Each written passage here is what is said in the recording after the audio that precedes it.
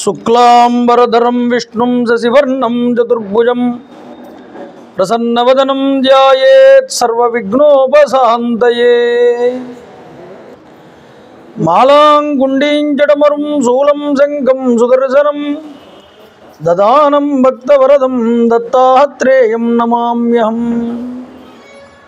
కాషాయ వస్త్రం గరదండధారిణం కమండలం పద్మకరేణ శంఖం చక్రం గదాభూషితభూషణాఢ్యం శ్రీపాదరాజం శరణం ప్రపద్యే. అభ్రశ్యామ పింగజటాబద్ధకళాపప్రాంసుర్దండీ కృష్ణమృగత్వక్పరిదానః సర్వాన్ లోకాన్ భావయాన కవిముఖ్య పారాశర్యః పరమస్వరూపం వివృణోతు. ఛాయాయాం పారిజాతస్య హేమసింహాసనోపరి ఆసీనమంబుజశ్యామం ఆయతాక్షమలంకృతం చంద్రాననం చతుర్బాహుం శ్రీవత్సాంకితవక్షసం రుక్మిణీ సత్యభామాభ్యాం సహితం కృష్ణమాశ్రయే. సదాశివసమారంభాం శంకరాచార్యమధ్యమాం అస్మదాచార్యపర్యంతాం వందే గురుపరంపరాం. వైదేహీ సహితం సురద్రుమతలే హైమే మహామండపే మధ్యే పుష్పకమాసనే మణిమయే వీరాసనే సుస్థితం. అగ్రే వాజయతి ప్రభంజనసుతే తత్వం మునిభ్యః పరం వ్యాఖ్యాంతం భరతాదిభిః పరివృతం రామం భజే శ్యామలం. రామం రామానుజం సీతం భరతం భరతానుజం సుగ్రీవం వాయుసూనూంచ ప్రణమామి పునః పునః.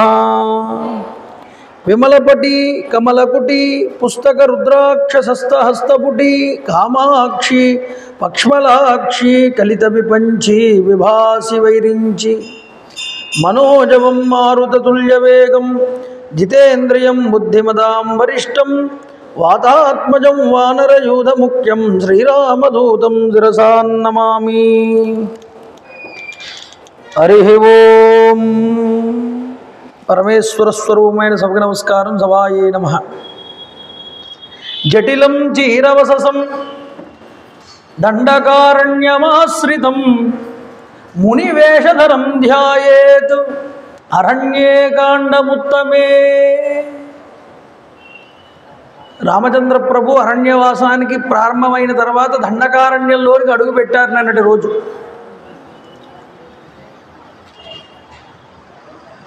దండకారణ్యంలో సుతీక్ష్ణుడి యొక్క ఆశ్రమానికి వెళ్ళి శరభంగుణ్ణి దర్శనం చేసి అక్కడి నుంచి సుతీక్ష్ణుడి యొక్క ఆశ్రమానికి వచ్చారు. సుతీక్ష్ణుడి యొక్క అనుమతి తీసుకుని దండకారణ్యంలో వివిధ ఋషి ఆశ్రమాలు దర్శనం చేయడం కోసం ఋషులతో కలిసి నిన్నటి రోజు రామచంద్ర ప్రభు ప్రయాణమై మండకర్ణి చేత నిర్మించబడినటువంటి జలాశయాన్ని చూసి అక్కడి నుంచి వివిధ ఋష్యాశ్రమాలలో 6 నెలలు 7 నెలలు 8 నెలలు సంవత్సరంన్నర నెల మీద ఎక్కువగా రోజులు అలా గడుపుతూ మొత్తం దండకారణ్యం అంతా సంచరిస్తూ భారతదేశంలో 10 సంవత్సరాలు పూర్తి చేసేశారండి. తరువాత ఋషి ఆశ్రమాల్లో ఏమవుతుంది అంటే ఋషి తన ఆశ్రమాలు చాలా చోట్ల పెడతాడు, ఒక చోటంటూ ఉండదు. శంకరాచార్యుల వారు ఉన్నారే అనుకోండి, అన్ని చోట్ల చాలా వరకు శంకరపీఠాలు స్థాపించారు ఆయన. అలాగే ప్రధాన పీఠాలు 5. ఏమిటి? మొట్టమొదటి శృంగేరి శారదాపీఠము, బదరీలో ఒక పీఠము, ద్వారకలో ఒక పీఠము, అలాగే పూరిలో ఒక పీఠము, కంచి కామకోటి పీఠము. ఇవి ముఖ్యమైనటువంటి పీఠాలని చెప్తారు. అలాగే ఒక్కొక్క ఋషికి కూడా వాళ్ళ శిష్య పరంపరలో వాళ్ళు అన్ని చోట్ల కూడా అనువైనటువంటి ఆశ్రమాలు ఏర్పాటు చేసుకుంటారు. సుతీక్ష్ణుడి యొక్క ఆశ్రమం మధ్యప్రదేశ్ బార్డర్, ఉత్తరప్రదేశ్కి మధ్యప్రదేశ్కి బార్డర్ దగ్గర ఉండేది. ఇప్పుడు ఈయన మహారాష్ట్రలో ప్రయాణం చేస్తున్నాడు రామచంద్ర ప్రభు. దండకారణ్యం అక్కడ ఋషులు ఎవరో అన్నారు, సుతీక్ష్ణుడు తన ఆశ్రమం ఇక్కడ కూడా ఉన్నదండి, ఇక్కడే ఉంటున్నారు, ఈ మధ్య వచ్చి 10 సంవత్సరాలు అయిపోయింది కదా, అక్కడ మీరు కలవచ్చు ఆయన్ని. ఎందుకంటే సుతీక్ష్ణుడు నిన్న చెప్పాడు ఒక మాట, ఏమని? అయ్యా రామ, నువ్వు ఆ ఆశ్రమాలన్నీ కూడా తిరిగి వచ్చిన తర్వాత మళ్ళీ నా ఆశ్రమానికి ఒకసారి రా. అందువల్ల మహారాష్ట్రలో ఉన్నటువంటి సుతీక్ష్ణుడి యొక్క ఆశ్రమానికి వెళ్ళాడు. వెళ్ళిన తర్వాత సుతీక్ష్ణుడు ఆశ్రమానికి వెళ్ళి అక్కడే చాలా సంవత్సరాలు గడిపాడండి రామచంద్రప్రభు. అక్కడ కొన్ని రోజులు ఉన్నాడు. ఉన్న తర్వాత ఒక రోజు సుతీక్ష్ణుడి దగ్గరికి వచ్చి నమస్కారం చేసి రామచంద్రప్రభు అంటున్నారు, అయ్యా సుతీక్ష్ణ మహర్షి, మేము పూజ్యుడైనటువంటి అస్మిన్ అరణ్యే భగవాన్ అగస్యో మునిసత్తమ, ఈ అరణ్యాలన్నింటిలో కూడా దక్షిణం వైపు ఉన్నటువంటి ఈ ప్రాంతాలలో అతి ముఖ్యమైనటువంటి వాడు, ఋషులందరికీ కూడా అభయప్రదాత అయినటువంటి వాడు, మామూలు వాడు ఏం కాదు ఆయన.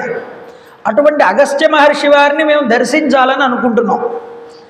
మేము రోజు కథాప్రసంగాలు చేసేటప్పుడు ఈ మునులందరూ కూడా చర్చా గోష్ఠి పెడుతూ ఉంటారుగా, అప్పుడు ఆ మాటల మధ్యలో వాళ్ళు అగస్త్య మహర్షి యొక్క వైభవాన్ని చాలాసార్లు చెప్తూ ఉంటే నేను విన్నాను.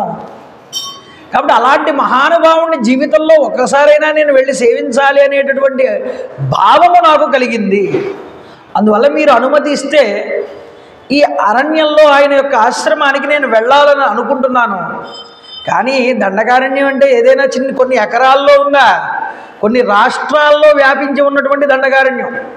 ఇంత సువిశాలమైనటువంటి దండకారణ్యంలో ఆయన ఆశ్రమం ఎక్కడ ఉన్నదో నాకు తెలియదు. కాబట్టి మీరు ఆయన ఆశ్రమానికి ఎలా వెళ్ళాలో మీరు చెప్తే నేను, లక్ష్మణుడు, సీత కూడా బయలుదేరదామని అనుకుంటున్నాం అన్నాడు. వెంటనే సుతీక్ష్ణుడు అన్నట్టండి, రామా, నువ్వు వచ్చిన తర్వాత ఇక్కడికి నేనే ఒకరోజు నీకు చెప్దామని అనుకుంటున్నాను. నువ్వు తప్పకుండా దంపతీయుక్తంగా వెళ్ళి అగస్త్య మహర్షి యొక్క దర్శనం చేసుకోవయ్యా అని ఈలోపు నువ్వే అడిగావు నన్ను. కాబట్టి తప్పకుండా నువ్వు వెళ్ళవచ్చు. అయితే ఈ ఆశ్రమానికి 4 యోజనాలు వెళ్తే మీకు దక్షిణ దిక్కు వైపు అగస్త్య మహర్షి యొక్క సోదరుడి యొక్క ఆశ్రమం కనిపిస్తుంది. ఆ సోదరుడి ఆశ్రమానికి వెళ్ళి ఆ సోదరుడి యొక్క ఆశ్రమానికి వెళ్ళేటప్పుడు ఆశ్రమ ప్రదేశాలన్నీ చాలా ఫలవృక్షాల చేత, పుష్పవృక్షముల చేత శోభిల్లుతూ ఉంటాయ్యా. పక్షుల యొక్క కలకలారావాలు వినిపిస్తూ ఉంటాయి. నిర్మలమైనటువంటి జలములతో, పద్మములతో కలకలలాడుతూ సరస్సులతో హంసలు, కన్యలేడి పిట్టలు, చక్రవాకాలు మొదలైనటువంటి పక్షుల యొక్క కుంజిల్కములతో బాసిల్లుతూ ఉంటుంది ఈ అరణ్యం అంతా కూడా. వాటన్నింటినీ మీరు దర్శించండి. దర్శిస్తూ రామ, మీరు అగస్త్యుడి యొక్క సోదరుడి యొక్క ఆశ్రమానికి వెళ్ళండి. వెళ్ళి అక్కడ ఒక రాత్రి నిద్ర చేయండి. నిద్ర చేసిన తరువాత రోజు మీరు 1 యోజన దూరం ప్రయాణం చేసి మీరు అగస్త్య మహర్షి యొక్క ఆశ్రమాన్ని చేరుకోవచ్చు. అది దక్షిణ పదం వైపుకు వెళ్ళాలి. మీరు ఇక్కడి నుంచి బయలుదేరండి. రామ, మరొక విషయం చెప్తున్నాను, గుర్తుపెట్టుకోవయ్యా. ఏమిటి అంటే, అగస్త్యుడి ఆశ్రమానికి మీరు చేరుకోవాలి అంటే ఈ సమయంలో ఇప్పుడే బయలుదేరడం మంచిది అని చెప్పాడు మహర్షి. వెంటనే రామలక్ష్మణులు అగస్త్య మహర్షిని దర్శించాలనేటటువంటి ఉత్సాహంతో ఉన్నవాళ్ళై ఆయన దగ్గర సెలవు తీసుకుని వెంటనే రాముడు, లక్ష్మణుడు, సీతామాత ముగ్గురు కూడా ఆ అరణ్యమునందు నడుస్తూ బయలుదేరి వెళ్ళారు. వెళ్తూ ఉండగా సుతీక్ష్ణుడు చెప్పినటువంటి త్రోవలోనే ప్రయాణిస్తూ సందర్శనాత్మకమైనటువంటి విశేషాలన్నింటినీ లక్ష్మణుడికి, సీతామాతకి కూడా చూపిస్తూ రామచంద్ర ప్రభు వెళ్తున్నారట. లక్ష్మణ, అదిగోనయ్యా, ఆ కనబడుతున్నది చూసావా, అగస్త్య సోదరుడి యొక్క ఆశ్రమము. అక్కడికి వెళ్తూ ఉంటే చాలా రకాలైనటువంటి చెట్లు, వృక్షాలు ఇవన్నీ కనిపించాయి. పిప్పళ్ళ చెట్లు ఎక్కువగా ఉన్నాయన్నారు. ఈ పిప్పళ్ళ చెట్ల యొక్క వాసన చాలా ఘాటుగా వస్తుంది. పరికించావా నువ్వు లక్ష్మణ అన్నట్టు రామచంద్ర ప్రభు. అంతేకాదు సమిధలన్నీ కూడా ఏర్పాటు చేసుకుని గుట్టల కింద పెట్టుకున్నారు ఋషులు. ఇక్కడ చూసావో లేదో అయ్యా, మరకతమణి యొక్క వెలుగు ఎలా ఉంటుందో అలాగ దర్భల యొక్క కట్టలన్నీ కూడా ఇక్కడ పేర్చబడి ఉన్నాయి చూడు. కాబట్టి ఈ అరణ్యంలో ఋషులకి ఇదంతా కూడా ఆలవాలమై ఉన్నది. అదిగో ప్రవహిస్తున్నటువంటి నదీ జలాలలో స్నానం చేస్తూ ఋషులు సంధ్యావందనాది కార్యక్రమాలు పూర్తి చేసుకుని వచ్చి ఆ చెట్లకి పూయబడినటువంటి పుష్పాల చేత దేవతల్ని పూజిస్తున్నారు చూడవయ్యా. ఈ దృశ్యాలన్నింటినీ కూడా రామచంద్ర ప్రభు చూపిస్తున్నారు. చూపిస్తూ నాయనా సోదర, మనకు సుతీక్ష్ణ మహర్షి తెలిపిన విధంగానే ఈ అగస్త్య సోదరుడి యొక్క ఈ ఆశ్రమం అనేటటువంటిది చక్కగా విలసిల్లుతున్నది. పవిత్రాత్ముడైనటువంటి ఆ అగస్త్య మహర్షి తన ప్రభావం చేత లోకహితము కోసం గొప్పదైనటువంటి ఒక ఘనకార్యాన్ని చేశాడు, ఋషులందరి యొక్క శ్రేయస్సు కోసము ఇక్కడ. కాబట్టి ఆయన గురించి కూడా మనం తలుచుకోవాలి. అగస్త్య సోదరుడు అంటే అగస్త్య మహర్షి యొక్క సోదరుడు ఆశ్రమానికి వెళ్ళబోయే ముందుగానే అగస్త్య మహర్షి గురించి తలుచుకున్నాడండి రామచంద్ర ప్రభు. ఏమిటి అగస్త్య మహర్షి యొక్క గొప్పతనం అంటే రాముడే చెప్తున్నాడు లక్ష్మణుడితో, ఇహైకథా కిల క్రూరో వాతాపిరపి ఇల్వలహ. ఇక్కడ పూర్వం వాతాపి ఇల్వలుడు అనేటటువంటి ఇద్దరు రాక్షసులు సంచారం చేస్తూ ఉండేవారు. ఈ సంచారం చేస్తున్నటువంటి ఇద్దరు రాక్షసులు దండకారణ్యంలో ఉన్నటువంటి ఋషులందరి దగ్గరికి వెళ్ళి బ్రాహ్మణ వేషాల్లో, అయ్యా రేపు మా ఇంటిలో తద్దినం జరుగుతోంది, శ్రాద్ధకర్మ, మీరు తప్పకుండా వచ్చి శ్రాద్ధ భోజనానికి భోక్తగా మీరు రావాలి అని ఆహ్వానించేవాడు. ఎందుకంటే శ్రాద్ధానికి భోక్తగా రమ్మంటే వెళ్ళాలి ఖచ్చితంగా. గొప్ప గొప్ప వాళ్ళందరూ కూడా భోక్తల కింద వెళ్ళారండి. మనకి పురాణాల్లో ఇక్కడ మనకి కనిపిస్తూ ఉంటుంది, ఇతిహాసాల్లో. అంతెందుకు శంకర విజయాలు చదివితే శంకర విజయాల్లో వ్యాసుడంతటి వాడు భోక్తగా వెళ్తాడు. కుమరిలభట్టు కొడుకు, కుమరిలభట్టు యొక్క శిష్యుడు సురేశ్వరాచార్యులుగా వచ్చాడుగా. తర్వాత మండనమిశ్రుడు ఇంటిలో జరుగుతూ ఉంటే శ్రాద్ధకర్మ, ఆ శ్రాద్ధకర్మకి వెళ్ళాడు వ్యాసుడు భోక్త కింద. కాబట్టి భోక్తగా మీరు రావాలంటే వెంటనే ఋషులు సరే అని అంగీకరిస్తారు. శ్రాద్ధకర్మని ఎవ్వడూ కూడా విడిచిపెట్టకూడదని, శ్రద్ధతో చేసేది శ్రాద్ధమని, శ్రాద్ధకర్మ ఒకవేళ వీడికి భోక్త దొరకకపోతే ఇబ్బంది పడతాడని ఋషి వెళ్తాడు అనుగ్రహించడానికి. వాడు చక్కగా శ్రాద్ధం పెట్టాలనే ఉద్దేశంతో వెళ్తారు. అది వీళ్ళు ఏం చేసుకున్నారు, ఈ బలహీనతని వాళ్ళు బలంగా చేసుకున్నారు. చేసుకుని ఏం చేశారు, సంస్కృత భాషలో మీరు ఆగచ్చామి మమ గృహే, స్వామి మా ఇంటికి రండి, శ్రాద్ధం కుర్వీత, శ్రాద్ధకర్మని పెడుతున్నాము, దానికి మీరు వచ్చి భోక్తల కింద నియమితులు కావాలి అని అడిగితే వాళ్ళు వచ్చేవారు. పాపం వస్తే ఇప్పుడు వంట వండాలి. ఎలా వండేవాడట, ఈ వాతాపి అనేటటువంటి వాడు మేక రూపంలోకి మారిపోయేవాట. ఈ ఇల్వలుడు అనేటటువంటి వాడు ఈ వాతాపిని వండి మాంసాన్ని తీసుకువచ్చి, త్రేతాయుగంలో శ్రాద్ధమునందు మాంసం అనేటటువంటిది వడ్డించబడేది, బ్రాహ్మణులు దాన్ని స్వీకరించేవారు. అయితే దాన్ని ప్రత్యామ్నాయంగా కలియుగంలో గారులు తినండి అని సూచించారు, మార్చారు. కలియుగానికి ఆ పద్ధతులు లేవు. కాబట్టి ఏమైంది అంటే ఆయన మేక కింద మారి ఆ మాంసాన్ని తీసుకువచ్చి భుజించేవారు. ఈ బ్రాహ్మణులందరూ కూడా భుజించి చేతిలో నీళ్లు వేసి ఆ అవపోసనంతా పట్టి అయిపోయి భోజనం అయిపోయిన తర్వాత మళ్ళీ నీళ్లు వేసి చేతులు ప్రక్షాళన చేసుకున్న తర్వాత బ్రాహ్మణులు అప్పుడు మళ్ళీ పిలిచేవాట ఈ యొక్క ఇల్వలుడు, ఓ వాతాపి రావయ్యా బయటికి అని. ఆయన మే మే అంటూ అరుస్తూ వాళ్ళ బ్రాహ్మణుల యొక్క పొట్టలు చీల్చుకుని బయటకు వచ్చేవారు. వచ్చేస్తే ఏమయ్యేది, ఈ బ్రాహ్మణులు చచ్చిపోయేవారు. చచ్చిపోతే ఆ చనిపోయినటువంటి బ్రాహ్మణుల యొక్క మృతదేహాల్ని వీళ్ళిద్దరూ కూడా తినేసేవారయ్యా. ఇలాగా దండకారణ్యంలో ఉన్నటువంటి బ్రాహ్మణులందరూ కూడా చనిపోతున్నారు. ఋషులందరూ కూడా చనిపోతుంటే దేవతల దగ్గరికి వెళ్ళి ఋషులు ప్రార్థన చేస్తే దేవతలు అగస్త్య మహర్షిని ప్రార్థన చేశారట. చూడండి, అగస్త్యుడు ఎంత గొప్పవాడు అంటే దేవతల చేత కూడా పూజించబడేవాడు అగస్త్యుడు. అగస్త్య మహర్షి దేవతలను పూజించడం కాదు, మీరు నా మాట గట్టిగా పట్టుకోవాలి. అగస్త్యుడిని దేవతలు పూజించేవారట. మీకు ముందర వస్తుంది ఆ మాట అంతా కూడా. అయితే అగస్త్యుడు దగ్గరికి వెళ్ళేటప్పటికి అగస్త్యుడు సరే వెళ్తా, మిమ్మల్ని కాపాడుతానని దక్షిణం వైపే ఉన్నాడు ఆయన. కాబట్టి వచ్చాడు. వస్తూ ఉంటే ఈయన మాతాపి ఇల్వలు కనిపించారు, వాళ్ళకి కనిపించేలాగా ఎదురుగుండా నడుచుకుంటూ వెళ్తున్నాడు. ఈయన వెళ్తూ ఉంటే ఇందులో ఇల్వలుడు వచ్చి, అయ్యా మా ఇంట్లో శ్రాద్ధం జరుగుతోంది, మీరు భోక్తగా రావాలి అన్న. తప్పకుండా వస్తానన్నాడు. ఆయన వచ్చిన తర్వాత ఈ యొక్క మాతాపి గొర్రె కింద మారాడు, కోసి మాంసం వండి వడ్డించాడు. మహర్షి తినేశాడు. తినేసిన తర్వాత స్వామివారు ఇక్కడ నీళ్లు వేసి చేతిలో కడుక్కోవడానికి వెంటనే ఒరే వాతాపి రారా బయటికి అన్నట్ట. వెంటనే ఆయన అన్నట్ట, సతం తదా భాషమాణం భ్రాతరం విప్రఘాతినం అబ్రవీత్ ప్రహసం ధీమాన్ అగస్త్యో ముని సత్తమా. ఒక నవ్వు నవ్వాట అగస్త్య మహర్షి వారు. ఇంకెక్కడ నీ సోదరుడు రా, ఎప్పుడో జీర్ణమైపోయాడు వాడు, జీర్ణమైపోయి వాడు ఈ పాటికి అప్పుడే యమలోకానికి వెళ్ళి చేరుకున్నాడు అని చెప్పారట.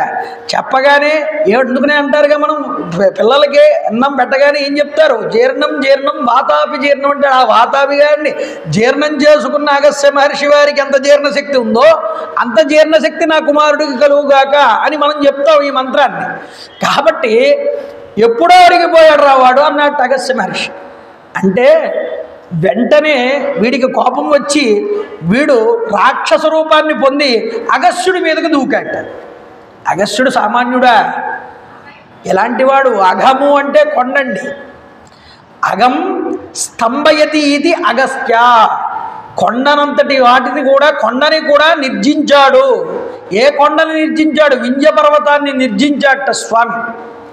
అంటే వింధ్య పర్వతం తన ఎత్తు పెంచుకుంటూ పోతూ ఉంటే దాన్ని నిర్జించినటువంటి వాడు కాబట్టి, అగమును స్తంభింపజేశాడు కాబట్టి అగస్త్యుడు అని పిలువబడ్డాడు. అలాంటి మహానుభావుడు ఒక్కసారి క్రోధాకారమైనటువంటి ఆ నేత్రములు ఒక్కసారి విప్పి చూడగానే భస్మమైపోయాట ఆ బ్రాహ్మణుడు రూపంలో ఉన్నటువంటి రాక్షసుడు. చూడండి, రామచంద్ర ప్రభు చెప్తూ లక్ష్మణుడితో అంటారు, ఎంతటి మహానుభావుడురా, అలాగ వాళ్ళని సంహారం చేసి ఈ దండకారణ్యంలో ఋషులందరూ హాయిగా ప్రశాంతంగా జీవనం గడపడానికి ముఖ్యకారకుడు అగస్త్యుడు. కాబట్టి అగస్త్యుడు అంతటి వాడి యొక్క సోదరుడి యొక్క ఇంటికి మనం ఈరోజు చేరుకున్నాం. ఈ అగస్త్యుడి సోదరుడి పేరు చెప్పరండి ఎక్కడ, వాల్మీకి కూడా చెప్పలేదు, ఆశ్చర్యం అది. కానీ మిగతా పురాణాల్లో కొన్ని చోట్ల తెలుస్తోంది. ఇద్మవాహువు అని అతనికి పేరు లేదు, సుదర్శనుడు అని కొన్ని చోట్ల కనిపించింది. ఏదైనా అగస్త్య భ్రాత కింద ఆయన పిలువబడ్డాడు, కానీ పేరుతో ఎక్కడా పిలువబడలేదు. అందుకనే ఎవరికైనా మనం పేరు కనుక అతని పేరు తెలియకపోతే ఈ యొక్క నానుడి, ఈ యొక్క జాతీయాన్ని ఉపయోగిస్తూ ఉంటారు. ఏమని అంటే వాడు ఒక అగస్త్య భ్రాతరా అంటాడు. అగస్త్య భ్రాత అంటే అర్థం ఏంటంటే వాడి పేరు తెలియదని అర్థం. ఎవడి పేరైతే తెలియదో వాడి పేరు అగస్త్య భ్రాత. అందువల్ల అగస్త్య భ్రాత అయినటువంటి ఆయన సోదరుడి ఇంటికి మనం చేరుకున్నామయ్యా అని చెప్పారు. సాయం సంధ్యా సమయం అయ్యింది. ఆ అగస్త్య సోదరుడి యొక్క ఆశ్రమం నందు స్నాన సంధ్యావందనాది కార్యక్రమాలు పూర్తి చేసుకుని రామచంద్ర ప్రభు లక్ష్మణస్వామి ఆ ఆశ్రమంలోనికి ప్రవేశించారు. ఫలముల చేత, కందమూలముల చేత ఆయన్ని తృప్తిపరిచారు రామచంద్ర ప్రభువుని ఆ అగస్త్య సోదరుడు. ఆ రోజు రాత్రి అక్కడే విశ్రమించి ఉదయం లేవగానే ఆ అగస్త్య సోదరుడికి నమస్కారం చేసి రామచంద్ర ప్రభు అన్నారట, అయ్యా మహానుభావ, మా యొక్క యాత్రలో ఒక రాత్రి సమయం మీ యొక్క ఆశ్రమంలో చాలా హాయిగా గడిచింది. ఇక మీరు అనుమతిస్తే మీ అన్నగారైనటువంటి అగస్త్య మహర్షి యొక్క ఆశ్రమానికి మేము వెళ్తాము. కాబట్టి అనుగ్రహించమని కోరాడు. కోరగానే ఆయన అన్నాడు, నాయన చక్కగా మీ ప్రయాణం అనేటటువంటిది సాగుగాక. మీరు తప్పకుండా మీరు ఈ మార్గంలో ఒక యోజన దూరం వెళ్ళండి, మీకు వెళ్తే అక్కడ అగస్త్య మహర్షి యొక్క ఆశ్రమం కనిపిస్తుందన్నారు. కనిపిస్తుందంటే వెంటనే వెళ్తున్నారు. మార్గంలో బయలుదేరారు రామచంద్ర ప్రభు. ఎన్నో చెట్లు, పనస, త్రాటి చెట్లు, తిమిస చెట్లు, పొగడ చెట్లు, చండ్ర చెట్లు, కానుగ చెట్లు, విప్ప చెట్లు, మారేడు చెట్లు, అలాగే ఎన్నో వనవృక్షాలు, పుష్పాలతో కూడిన వృక్షాలు, వీటన్నింటినీ చూస్తూ వెళ్తున్నారట. లతలతో కూడుకున్న పుష్పాలు వికసించినటువంటి లతలు చెట్లని చుట్టుకుని ఉన్నాయిట. ఆ చెట్లకి చుట్టుకుని ఉన్నటువంటి లతలతో ఉన్న చెట్లని ఏనుగులు తమ తొండాల చేత మర్దిస్తూ కనిపించాయిట. ఆ దృశ్యాలన్నీ చూశాడు రామచంద్ర ప్రభు. చూపిస్తున్నాడు పక్కన లక్ష్మణుడికి సీతకి. అక్కడే వృక్షముల మీద వివిధ రకాలైనటువంటి వానరులందరూ కూడా వృక్ష ఆగ్రముల మీద కూర్చుని ఉన్నాయిట. అటువంటి వానరులన్నింటినీ కూడా చూపిస్తున్నట్ట, కోతుల్ని.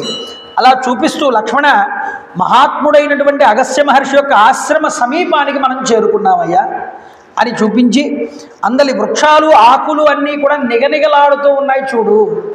అంటే ఒక మహాత్ముడి యొక్క ఆశ్రమం దగ్గరికి వెళ్ళేటప్పటికీ అక్కడ వాతావరణం ఎలా ఉంటుందో చెప్తాడు రాముడు.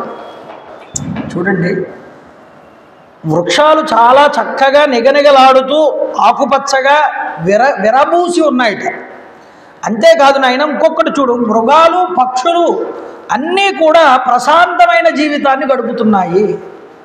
పక్షులు మృగాలు ప్రశాంతంగా ఉన్నాయి అంటే ఒక్కదానికొకటి విరోధ జంతువులైనటువంటి ఈ పక్షులు మృగాలు జంతువులు అన్నీ కూడా ప్రశాంతమైన వాతావరణంలో ఉన్నాయి అంటే దీనికి అంతటికీ ముఖ్య కారణం అగస్త్యుడి యొక్క తపప్రభావమే అని చెప్పడం అక్కడ. కాబట్టి ఒక తపస్సు చేసేటటువంటి ప్రదేశానికి ఆ శక్తి ఉంటుంది. కాబట్టి ఇక్కడ చూడండి అంటున్నారు, తన తపప్రభావం చేత సాక్షాత్తుగా అగస్త్య ఇది విఖ్యాతో లోకే స్వేరైవ కర్మణ ఆశ్రమో దృశ్యతే తస్యా పరిశ్రాంతాశ్రమాపహ. వింధ్యపర్వతాన్ని స్తంభింపజేసిన వాడు కాబట్టి ఈయనకి అగస్త్య నామం సార్థకతమయ్యిందయ్యా. అగస్యాని అందుకుని వచ్చింది ఆయనకి. కాబట్టి ప్రాజ్య ధూమాకులావన క్షీరమాలా పరిష్కృత యజ్ఞ ధూమములు అనేటటువంటివి ఆకాశంలోకి వస్తున్నాయి చూడు, దూరం నుంచే కనిపిస్తున్నాయి. కాబట్టి అగ్నిహోత్రుడి యొక్క ధ్వజాల్ని ధూమములు అంటారు. ఆ ధూమాలు కనిపిస్తున్నాయంటే మహర్షి యొక్క ఆశ్రమం అదిగో దగ్గరలోనే ఉందని మనకు తెలుస్తున్నదన్నారు. అయ్యా, మృగాలు గుంపులు గుంపులుగా తిరుగుతున్నాయి, పక్షులు కలకలధ్వానాలు వినిపిస్తున్నాయి. కాబట్టి అగస్త్య మహాముని ప్రభావం చేత వింధ్య పర్వతమునకు దక్షిణ దిశయందు ఈ ఆశ్రమ ప్రాంతం అంతా కూడా సురక్షితంగా ఉన్నది అంటే కారణం మాత్రం ఒక్క అగస్త్యుడే. ఇప్పుడు అగస్త్యుడు దక్షిణానికి వచ్చినప్పటి నుంచి కూడా ఎన్నో ఋష్యాశ్రమాలను స్థాపించాడు ఆయన. శబరిమలై వెళ్తే అక్కడ కూడా అగస్త్య మహర్షి ఆశ్రమం ఉంటుంది. కొండ ఆయన పేరు మీద అగస్త్యమలై అని ఉంటుంది. అంతేకాదు కేరళలో ఆయన ఆశ్రమాలు ఉన్నాయి. ఆయన ఆశ్రమాలు ఆంధ్రదేశంలో ఉన్నాయి, మహారాష్ట్రలో ఉన్నాయి, కర్ణాటకలో ఉన్నాయి. దక్షిణ దేశాన్నంతటినీ కూడా జ్ఞానమయం చేసిన వాడు, దక్షిణ దిక్కున ఉన్నటువంటి ప్రజలందరికీ కూడా గొప్పదైన విజ్ఞానాన్ని నేర్పిన ఋషి ఎవడైనా ఉన్నాడంటే ఆయన అగస్త్య మహర్షి మాత్రమే. గుర్తుపెట్టుకోండి, అసలు మొట్టమొదటి ఎలక్ట్రిసిటీని కనిపెట్టిన వాడు కూడా అగస్త్యుడే. మీరు అగస్త్య సంహిత చూస్తే అందులో తెలుస్తుంది. ఈ మధ్యకాలంలో కరెంటు కనిపెట్టడం కాదయ్యా, ఎన్నో కొన్ని వేల సంవత్సరాల క్రితమే అగస్త్యుడి చేత కరెంటు కనిపెట్టబడింది. కాబట్టి అజ్ఞానంలో కొట్టుబిట్టాడుతున్న దక్షిణ దేశ ప్రజలందరినీ ఉద్ధరించిన వాడు అగస్త్యుడు తన జ్ఞానము చేత. కాబట్టి ఇక్కడ చెప్తున్నాడు లక్ష్మణ, మనం ఈ అగస్త్య మహాముని సేవిస్తూ కొంతకాలం ఈ అగస్త్యవనం దగ్గరే మనం విహరిద్దామయ్యా, ఇక్కడే ఉన్నామయ్యా అని చెప్పారు. మరొక మాట చెప్తున్నాడు, ఈ మాట పట్టుకోవాలి మీరందరూ. అత్ర దేవాః స గంధర్వాః సిద్ధాశ్చ పరమర్షయః అగస్త్యం నియతాహారం సతతం పర్యుపాసతే. అగస్త్యుడి యొక్క ఆశ్రమంలో నిరంతరము కూడా దేవతలు, గంధర్వులు, సిద్ధులు, మహర్షులు ఇక్కడికి వస్తూ ఉండి తపోజీవనానికి అనుగుణంగా ఆహార నియమాలను పాటిస్తూ ఈ అగస్త్య మహర్షి వారిని నిరంతరం భక్తి శ్రద్ధలతో సేవిస్తూ ఉంటారయ్యా. అగస్త్యుడు సేవించడం కాదు, అగస్త్య మహర్షిని సేవిస్తారు. దీనికి ఒక ఉదాహరణ చెప్పమంటారా మీకు? అగస్త్యుడు అంత గొప్పవాడు ఎందుకయ్యాడు అంటే, మహానుభావుడు ఒకానొక సమయంలో రాక్షసులను సంహారం చేద్దామని దేవేంద్రుడు రాక్షసుల వెనకాల వజ్రాయుధం పట్టుకుని వెళ్ళాడు. వెళ్తే రాక్షసులందరూ ఏం చేశారంటే సముద్రంలోకి దూరిపోయి పాతాళ బిలంలోకి వెళ్ళిపోయారు. పాతాళ బిలంలోకి వెళ్ళిపోతే దేవతలందరూ కూడా పరమేశ్వరుడి దగ్గరికి వచ్చారు. అయ్యా మహానుభావ, నువ్వు తప్ప సముద్రాన్ని ఇంకింప చెయ్యగలిగేటటువంటి శక్తి మరొకళ్ళకి లేదు. కాబట్టి పరమేశ్వర నువ్వు కనుక ఈ సముద్రాలను ఇంకింపజేసి ఒక్కసారి చేస్తే ఆ బయటపడేటటువంటి రాక్షసులందరినీ మేము సంహారం చేసేస్తామన్న. పరమేశ్వరుడు అన్నాడు, ఈ మాత్రం దానికి నేనెందుకయ్యా, నేనంతటి వాడినో నా అంతటి శక్తి కలిగిన వాడు ఒకడు ఉన్నాడుగా భూమి మీద, ఆయనే అగస్త్యుడు. అంటే పరమేశ్వరుడు అంటున్నాడు చూడండి ఈ మాట, నాకెంత శక్తి ఉన్నదో అంతటి శక్తి ఉన్నవాడు అగస్త్యుడు. అందుకనే వింధ్య పర్వతం పైకి పెరిగిపోతుంది. మేరు పర్వతం కన్నా నేను గొప్పదాన్ని, నేను గొప్ప మేరు పర్వతం గొప్ప అని అడిగింది నారదుడిని. నారదుడు అన్నాడు, మీకన్నా చాలా గొప్ప పర్వతాలు ఉన్నాయి, అవి ఎప్పుడూ కూడా ఇలా అహంకారాన్ని పొందలేదు, నా దృష్టిలో మేరు పర్వతమే గొప్ప అని చెప్పి వెళ్ళిపోయాడు నారదుడు. మేరు పర్వతం గొప్ప అంటాడా నారదుడని, నేను మేరు పర్వతం ఏ ఎత్తు చూసుకునైతే ఇంతటి పేరు తెచ్చుకుందో అంతకన్నా ఎత్తు పెరుగుతానని ఈ వింధ్య పర్వతం ఎత్తు పెరిగింది. భూమి సమతుల్యాన్ని కోల్పోయిందండి. పరమేశ్వరుడి వివాహం జరుగుతోంది, దేవతలందరూ వచ్చారు, హిమవత్పర్వతం అందరినీ పిలిచింది, కొండలు వచ్చేసాయి, అరణ్యాలు వచ్చేసాయి, నదులు వచ్చేసాయి, అన్ని రూపాలు పొంది వచ్చారు. ఈశ్వరుడు వివాహం చేసుకుంటూ ఉంటే భూమి అంతా ఒకవైపుకు ఒరిగింది. ఇలాగా దేవతలందరూ వచ్చి గొడవ పెట్టారు ఈశ్వరుడి దగ్గర, అయ్యా భూమి తన సమతుల్యాన్ని కోల్పోయింది. అప్పుడు పరమేశ్వరుడు ఇలా చూశాడు, చూస్తే ఎడం వైపు పరమేశ్వరుడికి ఎడం వైపున అగస్త్య మహర్షి వారు కూర్చుని ఉన్నాడు. కూర్చుని ఉంటే, నాయన అగస్త్య నువ్వు నా ఎడం వైపు నుంచి వచ్చి కుడివైపు కూర్చోరా అన్నట్టు. ఎడం వైపునున్న అగస్త్య మహర్షి వచ్చి ఈశ్వరుడికి కుడి పక్కన కూర్చోగానే మళ్ళీ భూమి సమతుల్యంలోకి వచ్చింది. అంటే అగస్త్య మహర్షి వారు ఒక్కడు అంతటి సమర్థుడు అని అర్థం అక్కడ చూపించడానికి. అలాంటి అగస్త్యుడే ఉన్నాడు కదా, అగస్త్యుడిని పంపించండి దక్షిణం వైపుకి అంటే, దక్షిణం వైపు అగస్త్యుడు వస్తే వింజుడు అంతటి వాడు మానవ రూపాన్ని పొంది నమస్కారం చేసి, అయ్యా ఏం కావాలన్నాడు. నీ ఎత్తు తగ్గించు, నేను దక్షిణం వైపుకి యాత్రకి వెళ్తున్నాను, నేను వచ్చేంత వరకు నువ్వు పెరగడానికి వీల్లేదన్నాడు. ఆయన మళ్ళీ వెళ్ళి ఉత్తరం వైపుకు వెళ్ళింది లేదు, వింజుడు ఎత్తు పెరిగింది లేదు, ఆయన దక్షిణం వైపే ఉన్నాడండి. అయితే చూడండి అంతటి మహాత్ముడు అగస్త్యుడంటే. కాబట్టి లక్ష్మణ ఇక్కడ స్వామివారిని దేవతలందరూ సేవిస్తారు, ఎందుకంటే పరమేశ్వరుడికి ఎంత శక్తి ఉన్నదో అంత శక్తి ఉన్నవాడు. ఎలా వచ్చిందండి ఈ శక్తి అగస్త్యుడికి అంటే, కాశీఖండంలో వ్యాసుల వారు అంటారు, పంచాక్షరీ మంత్రాన్ని కొన్ని కోట్ల సార్లు పారాయణ చేసిన వాడు అగస్త్యుడు అని. అంటే ఈశ్వరనామాన్ని కొన్ని కోట్ల సార్లు జపం చేశాట. నా రుద్రో రుద్రమర్చయేత్, రుద్రుడు కానివాడు ఈశ్వరుణ్ణి కొలవలేడు, ఆయన ఈశ్వర స్వరూపాన్ని పొందినవాడు, సాక్షాత్తు ఈశ్వరుడే అగస్త్యుడంటే, అంత శక్తివంతమైన వాడు. ఆవిడ భార్య, ఆయన భార్య చాలా మహిమాన్వితురాలు. అమ్మవారిని అంత గొప్పగా ఉపాసన చేసింది లోపాముద్రాదేవి. అందువల్ల లోపాముద్రా సమార్చిత అయిన మహాని అమ్మవారి చేత కొలవబడినటువంటి తల్లి అమ్మవారు జగదంబ ఈ లోపాముద్ర చేత. అందువల్ల శ్రీ విద్యా సాంప్రదాయాన్ని దక్షిణాదికి తీసుకొచ్చిన వాడు కూడా అగస్త్యుడే అని చూపించారు. అగస్త్యుడి గురించి మనం ఎంత చెప్పుకున్నా కూడా తక్కువేనండి. అలా చెప్పుకున్న కొద్దీ ఆయన గురించి ఎన్నో విశేషాలు వస్తాయి. రాముడంతటి వాడు అగస్త్యుడి గురించి అలా చెప్తూ ఉన్నాడు లక్ష్మణుడితో. కాబట్టి దేవతలు కూడా ఆయన్ని సేవిస్తూ ఉంటారయ్యా. సత్యపాలనాది సద్గుణములు కలిగినటువంటి ఈ మహర్షి యొక్క ఆశ్రమంలో అసత్యం పలికేవాళ్ళు కానీ, క్రూరంగా ఉండేవాళ్ళు కానీ, కఠినాత్ములు కానీ ఈ ప్రదేశమునందు ఉండలేరు. అంటే అలాంటి వాళ్ళ మనస్వభావం కలిగిన వాళ్ళు ఎవ్వరూ ఈ ఆశ్రమంలో ఉండలేరు. ఆ ఆశ్రమం దగ్గరికి రాగానే వాళ్ళ మనసులు మారిపోతాయి. అలాంటి ఆశ్రమం ఇది. ఇక్కడ దేవతలు, యక్షులు, నాగజాతి వారు, గరుడ జాతి పక్షి జాతులు మొదలైనవన్నీ కూడా ఆహార నియమాలు పాటిస్తూ ధర్మనిరతులై నివసిస్తూ ఉంటారయ్యా. ఇక్కడ నివసించని వాళ్ళు ఎవరు ఉండరు. అన్ని లోకాల వాళ్ళు ఇక్కడికి వస్తారు, అగస్త్యుడిని సేవిస్తారు, ఇక్కడ కొంతకాలం జీవించాలని అనుకుంటారు. ఎందుకని? వాళ్ళు మనసుని నిర్మలం చేసుకోవడానికి. ఆయన తపశ్శక్తి వల్ల వాళ్ళని కూడా అనుగ్రహిస్తున్నట్టు. ఇది గొప్ప విషయం. కాబట్టి నిరంతరము కూడా ఈ ఆశ్రమంలో ఉండి తపస్సు చేసుకునేటటువంటి చాలా ఋషులు కూడా సిద్ధిని పొంది బ్రహ్మలోకానికి విమానాల్లో వెళ్ళిపోయేటటువంటి వాళ్ళు నిరంతరం ఇక్కడ కనిపిస్తూ ఉంటారయ్యా. కాబట్టి అగస్త్యుడి యొక్క ఆశ్రమం అంత గొప్పది. లక్ష్మణ, మనం ఈ ఆశ్రమ సమీపానికి రానే వచ్చాం, కాబట్టి ముందుగా నువ్వు ఆశ్రమంలోనికి వెళ్ళి సీతతో కూడా నేను ఇక్కడికి వచ్చానని ఆయనకి తెలియపరచు.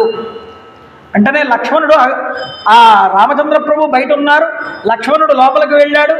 లోపలికి వెళ్ళగానే అగస్త్య మహర్షి యొక్క ప్రియ శిష్యుడు ఒక ఆయన కనిపించాడు. ఆ ప్రియ శిష్యుడితో అన్నట్టు లక్ష్మణస్వామి, అయ్యా, రామచంద్ర ప్రభు ఇక్ష్వాకు వంశ ప్రభు అయినటువంటి దశరథ మహారాజు గారి యొక్క పెద్ద కుమారుడు.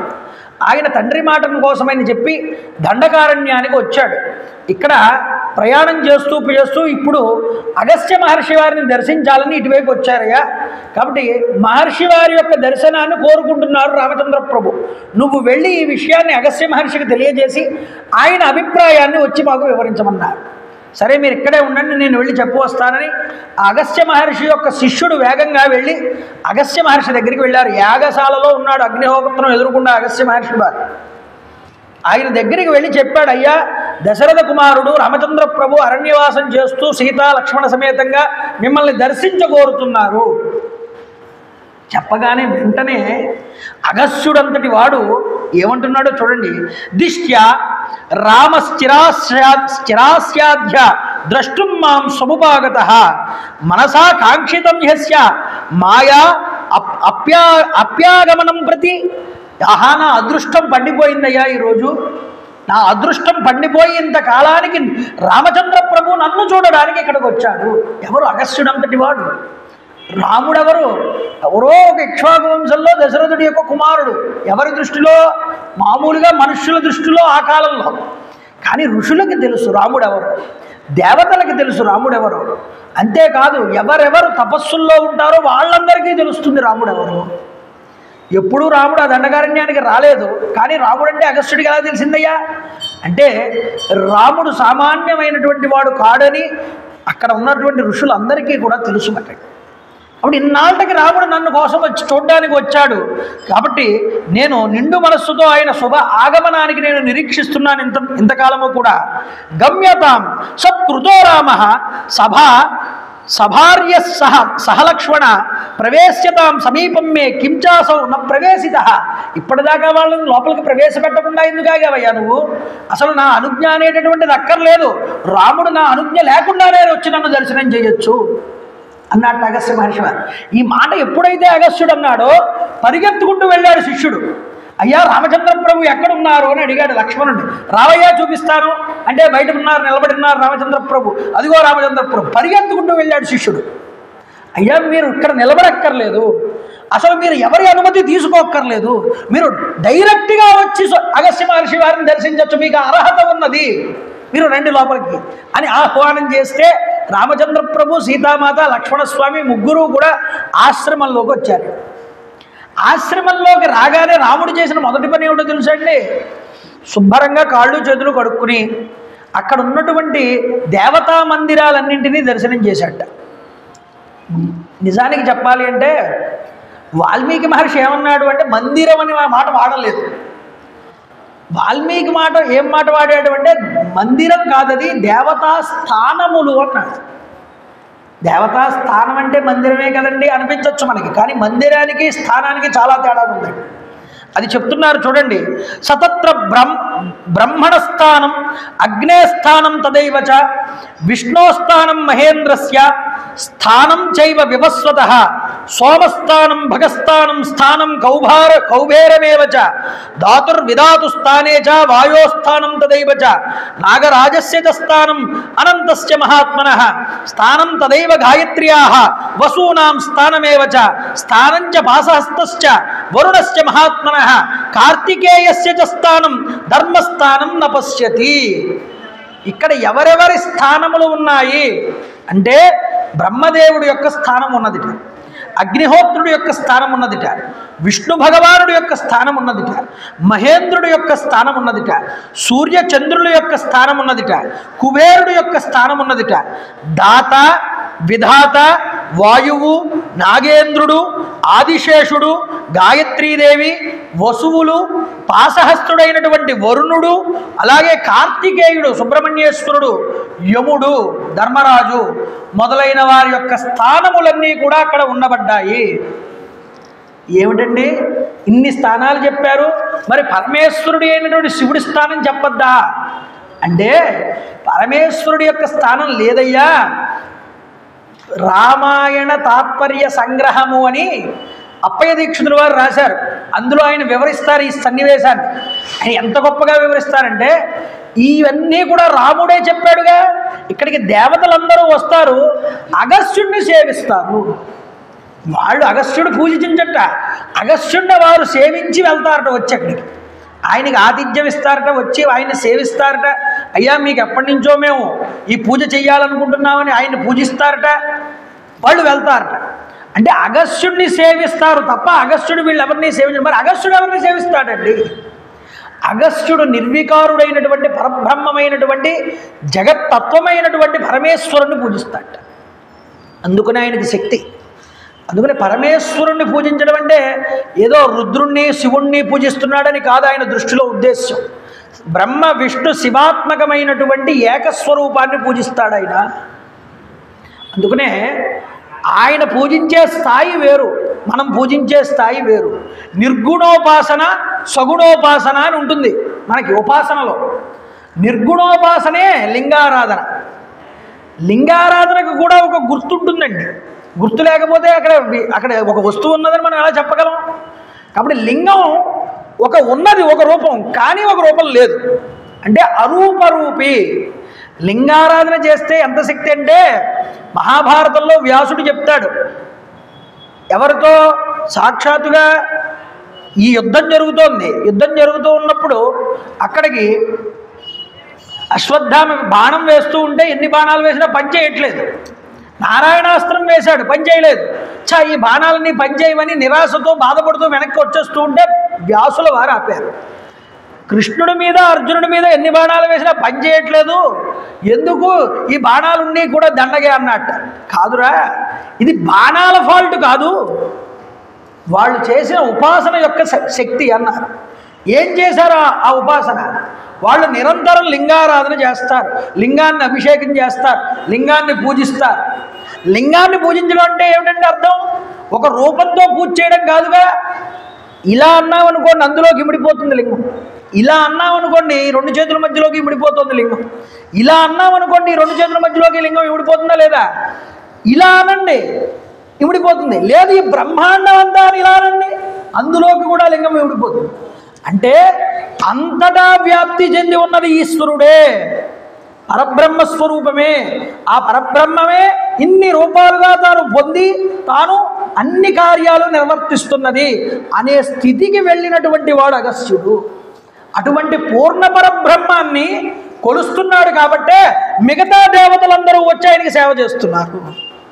అందువల్ల ఆ స్థానాలన్నింటినీ చూశాట. ఆయన వరుణుడిని పిలిస్తే వరుణుడు రావాల్సిందే, యముడిని పిలిస్తే ఆవాహన చేసి యముడు రావాల్సిందే, ఆయన సుబ్రహ్మణ్యేశ్వరుడిని పిలిస్తే సుబ్రహ్మణ్యేశ్వరుడు రావాల్సిందే, గాయత్రిని పిలిచాడంటే గాయత్రీదేవి సావిత్రీదేవి రావాల్సిందే అక్కడికి. అందువల్ల సకల దేవతల్ని కూడా ఆయన తన అధిష్టానమునందు నిలుపుకున్నాడయ్యా. ఈ స్థానాలన్నీ కూడా రామచంద్ర ప్రభు దర్శనం చేశారు. దర్శనం చేసి రాముడి రాక గమనించినటువంటి అగస్త్య మహర్షి వారు తనకి తానుగా శిష్యులందరితో కలిసి ఆశ్రమంలో నుంచి బయటకు వస్తున్నాడు రాముడి దగ్గరికి. దూరం నుంచి చూశాడు మహర్షిని. రామచంద్ర ప్రభు లక్ష్మణుడి వైపు తిరిగి అన్నారట, నాయనా లక్ష్మణ, ఆ వస్తున్నటువంటి అగస్త్య మహర్షిని ఒక్కసారి చూడవయ్యా. ఎలా ఉన్నారట ఆయన అంటే, జటలతో ప్రకాశవంతంగా మెరిసిపోతున్నట్ట. చూడ్డానికి పొట్టిగా ఉంటాడు అగస్త్యుడు, ఎర్రటి నేత్రాలు, విభూతి ధారణ, ఒళ్ళంతా విభూతి పూసుకుని ఉన్నాడు, జటలన్నీ కూడా వేళ్లాడుతున్నాయి కిందకి. అగ్నితేజో సంభూతుడైనటువంటి ఆ అగస్త్య మహర్షిని దూరం నుంచి చూసి పూజ్యుడైనటువంటి అగస్త్య మహర్షి వారు అదిగోనయ్యా బయటికి వస్తున్నాడు, ఆయన యొక్క బ్రహ్మ తేజస్సుని బట్టి ఇతడు ఒక మహా తపోనిధి అని నాకు అనిపిస్తున్నది అన్నాడు రామచంద్ర ప్రభు అంతటా ఆయన లక్ష్మణుడు. కాబట్టి ఆయన వెంటనే సూర్యుడి వంటి పరమ తేజస్సుతో ఆ అగస్త్య మహర్షి వారు పరమ సంతోషంతో అక్కడికి ఇలా రాగానే రామచంద్ర ప్రభు పాదాల మీద పడి నమస్కారం చేశాడు అగస్త్య మహర్షి. ఆనందజిగితుడయ్యాడు అగస్త్యుడు. లోకాలని ఆనందింపజేసేవాడు ధర్మాత్ముడు అయినటువంటి శ్రీరాముడు సీతాలక్ష్మణ సమేతుడై ఆ మహర్షికి పాదాభివందనం చేసిన తర్వాత అంజలి ఘటించి ఓ పక్కగా నిలబడ్డాట రామచంద్ర ప్రభు అంతటి ఆయన అగస్త్య మహర్షికి. నిలబడితే అగస్త్య మహాముని రామచంద్ర ప్రభువుకి స్వాగత మర్యాదలన్నీ కూడా చేసి, అయ్యా మార్గాయాసం తీర్చుకోవడానికి సరి అయినటువంటి ఏర్పాట్లన్నీ కూడా చేయండి స్వామికి రామచంద్ర ప్రభువుకని వారికి చెప్పి, రామ కాస్త సేద తీరవయ్యా అని చెప్పారు. అనంతరం ఆ ముని అన్నారు, ఒక్క 5 నిమిషాలు వ్యవధి ఇవ్వండి, నాకు అగ్నిహోత్రాన్ని పూర్తి చేసుకుని వస్తానని లోపలికి వెళ్ళారు అగస్త్య మహర్షి వారు. ఈలోపు రామచంద్ర ప్రభు కూర్చుని విశ్రాంతి తీసుకుంటున్నారు. అగస్త్య మహర్షి లోపలికి వెళ్ళి వైశ్వదేవము అనేటటువంటి హోమాన్ని పూర్తి చేసుకుని అప్పుడు వచ్చారు. వచ్చి కందమూలాదులు తెప్పించి ఫలములు తెప్పించి రాముడికి లక్ష్మణుడికి సీతామాతకి పెట్టించి ఆయన చెప్తున్నాడు, రామ అగ్నిం హుత్వా ప్రధాయ అర్ఘ్యం అతిథిం ప్రతిపూజయేత్ అన్యదా కలు కాకుస్త తపస్వి సముదాచరన్ దుస్సాక్షివ పరే లోకే స్వాని మాంసాని భక్షయేత్. రామ వానప్రస్థాశ్రమం చేసేటటువంటి వాడు ఎవడైనా సరే ఒక నియమాన్ని పాటించాలి. ఏం నియమం పాటించాలి అంటే, ముందు వైశ్వదేవ హోమాన్ని పూర్తి చేయకుండా తరువాత ఎవరికీ కూడా భిక్ష పెట్టకూడదు. కాబట్టి ముందుగా నేను ఏం చేశానంటే, నిన్ను ఒక్కసారి కూర్చోమని చెప్పి నేను లోపలికి వెళ్ళి వైశ్వదేవ హోమాన్ని పూర్తి చేసి విశ్వేదేవతల్ని వైశ్యదేవతల్ని గొప్పదైనటువంటి పితృదేవతల్ని పూజిస్తారు. మొట్టమొదట వాళ్ళకి హవిస్సు సమర్పిస్తారు. సమర్పించిన తరువాత బయటకు వచ్చి వానప్రస్థుగా ఉన్నటువంటి ఋషి అతిథులు చూడాలట. అతిథులు ఎవరైనా వచ్చారో భోజనార్థమై వాళ్ళకి ముందు సేవించి వాళ్ళని పూజించి వాళ్ళకి అన్నం పెట్టి అప్పుడు వాళ్ళు తినాలట. ఇది ధర్మం అయ్యా.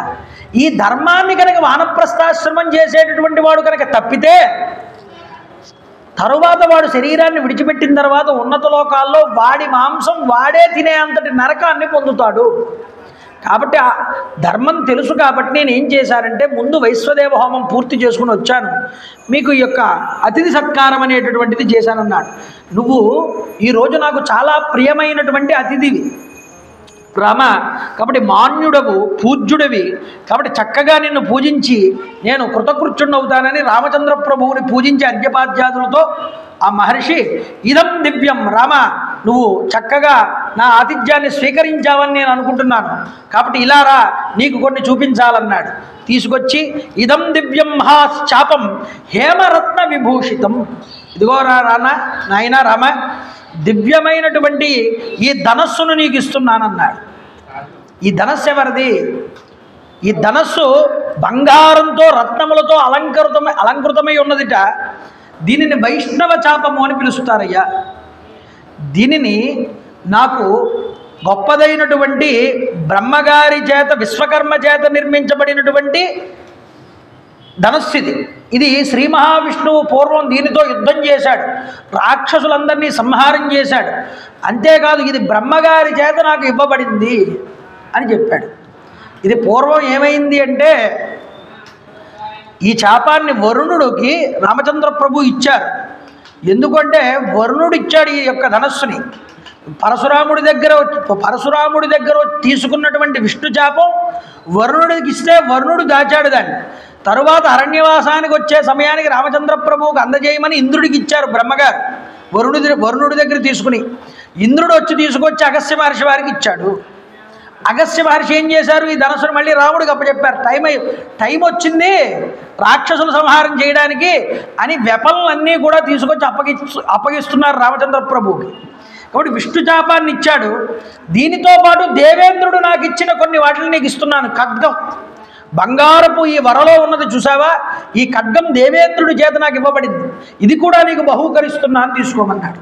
ఇదిగో నాయన, దేవేంద్రుడి చేత ఇవ్వబడినటువంటి మహోత్కృష్టమైనటువంటి బాణం ఇది, ఈ బాణాన్ని కూడా నువ్వు తీసుకొని బాణం ఇచ్చాడు. అయ్యా ఇదిగో అక్షయ బాణ తూణీరాలు కూడా ఇచ్చాడు. బంగారపు అమ్ముల పొదులతో నిండిపోయి ఉన్నటువంటి ఈ బాణాలు అక్షయమైనటువంటివి, నువ్వు ఎన్ని తీసినా వస్తూనే ఉంటాయి అందులో నుంచి. ఇలాంటి అక్షయ బాణ తూణీరాలు నువ్వు తీసుకోనని ఇవి ఇంద్రుడి చేత ఇవ్వబడ్డాయని ఇచ్చాడు. అంటే రాముడు ఆయనకి ఏమీ తెలియదు, ఆయన మానవుడు.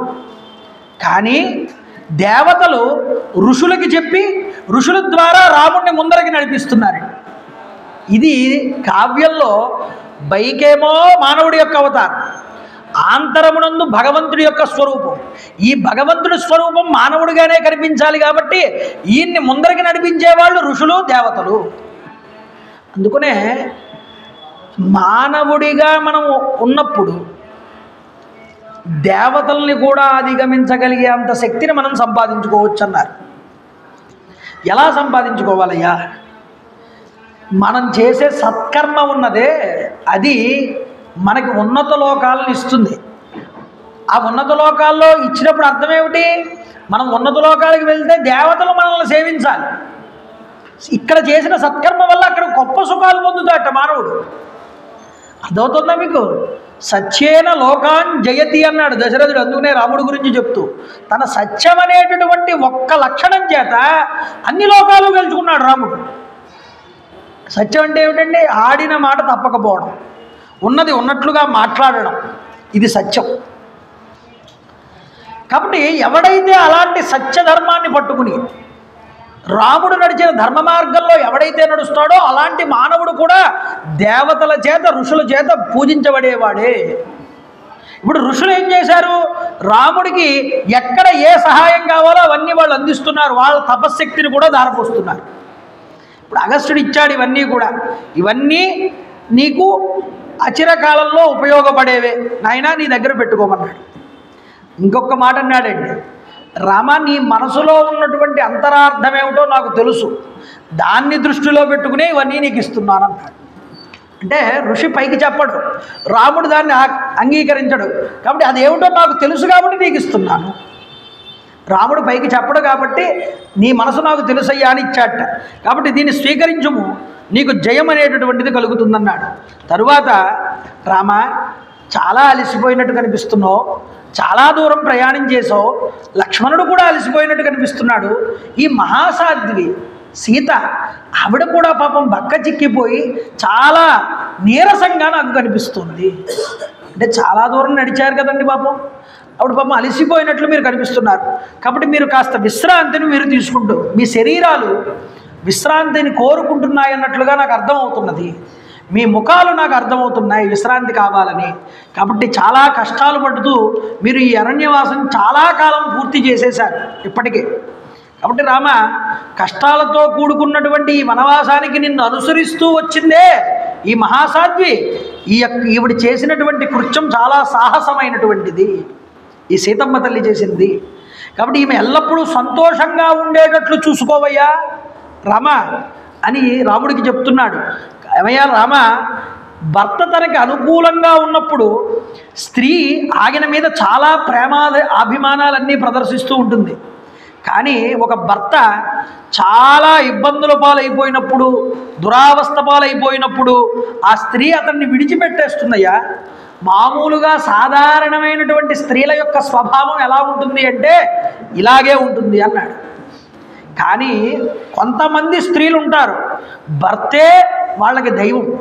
అతడు మంచి స్థానంలో ఉన్నా, అతడు పాపం ఇబ్బందుల్లో ఉన్నా, ఎటువంటి సమయమునందైనా వెనకాల వాళ్ళు తోడుగా నిలబడతారు ఆ భర్తకి. అలాంటి వాళ్ళు అందరి చేత నమస్కరించదగిన వాళ్ళయ్యా. అలాంటి స్థానాన్ని అధిష్ఠించింది ఈరోజు సీత, నిన్ను నీడగా అనుసరిస్తూ వచ్చింది. కాబట్టి ముందు వెనక ఆలోచించక తొందరపాటుతో చాలామంది వ్యవహరిస్తారు, కానీ ఈ స్త్రీ అలా వ్యవహరించలేదు. కాబట్టి ఇలాంటి దోషాలేవి కూడా ఈ స్త్రీ యందు, ఈ సీత యందు మనకి కనిపించవు. ఈ జానకి సీత అరుంధతిలాగా చాలా పరమ సాధ్వి. అందువల్ల ఈమె అందరి చేత పూజింపదగినటువంటిది, కడు పూజ్యురాలు ఈవిడ. అప్పుడు రామ, నీవు నీ భార్య వైదేహితో తమ్ముడైనటువంటి లక్ష్మణుడితో ఇక్కడికి రావడం వల్ల ఈ ఆశ్రమం అంతా కూడా పునీతమైందన్నాడు, అగస్త్యుడి యొక్క ఆశ్రమం. కాబట్టి మిగుల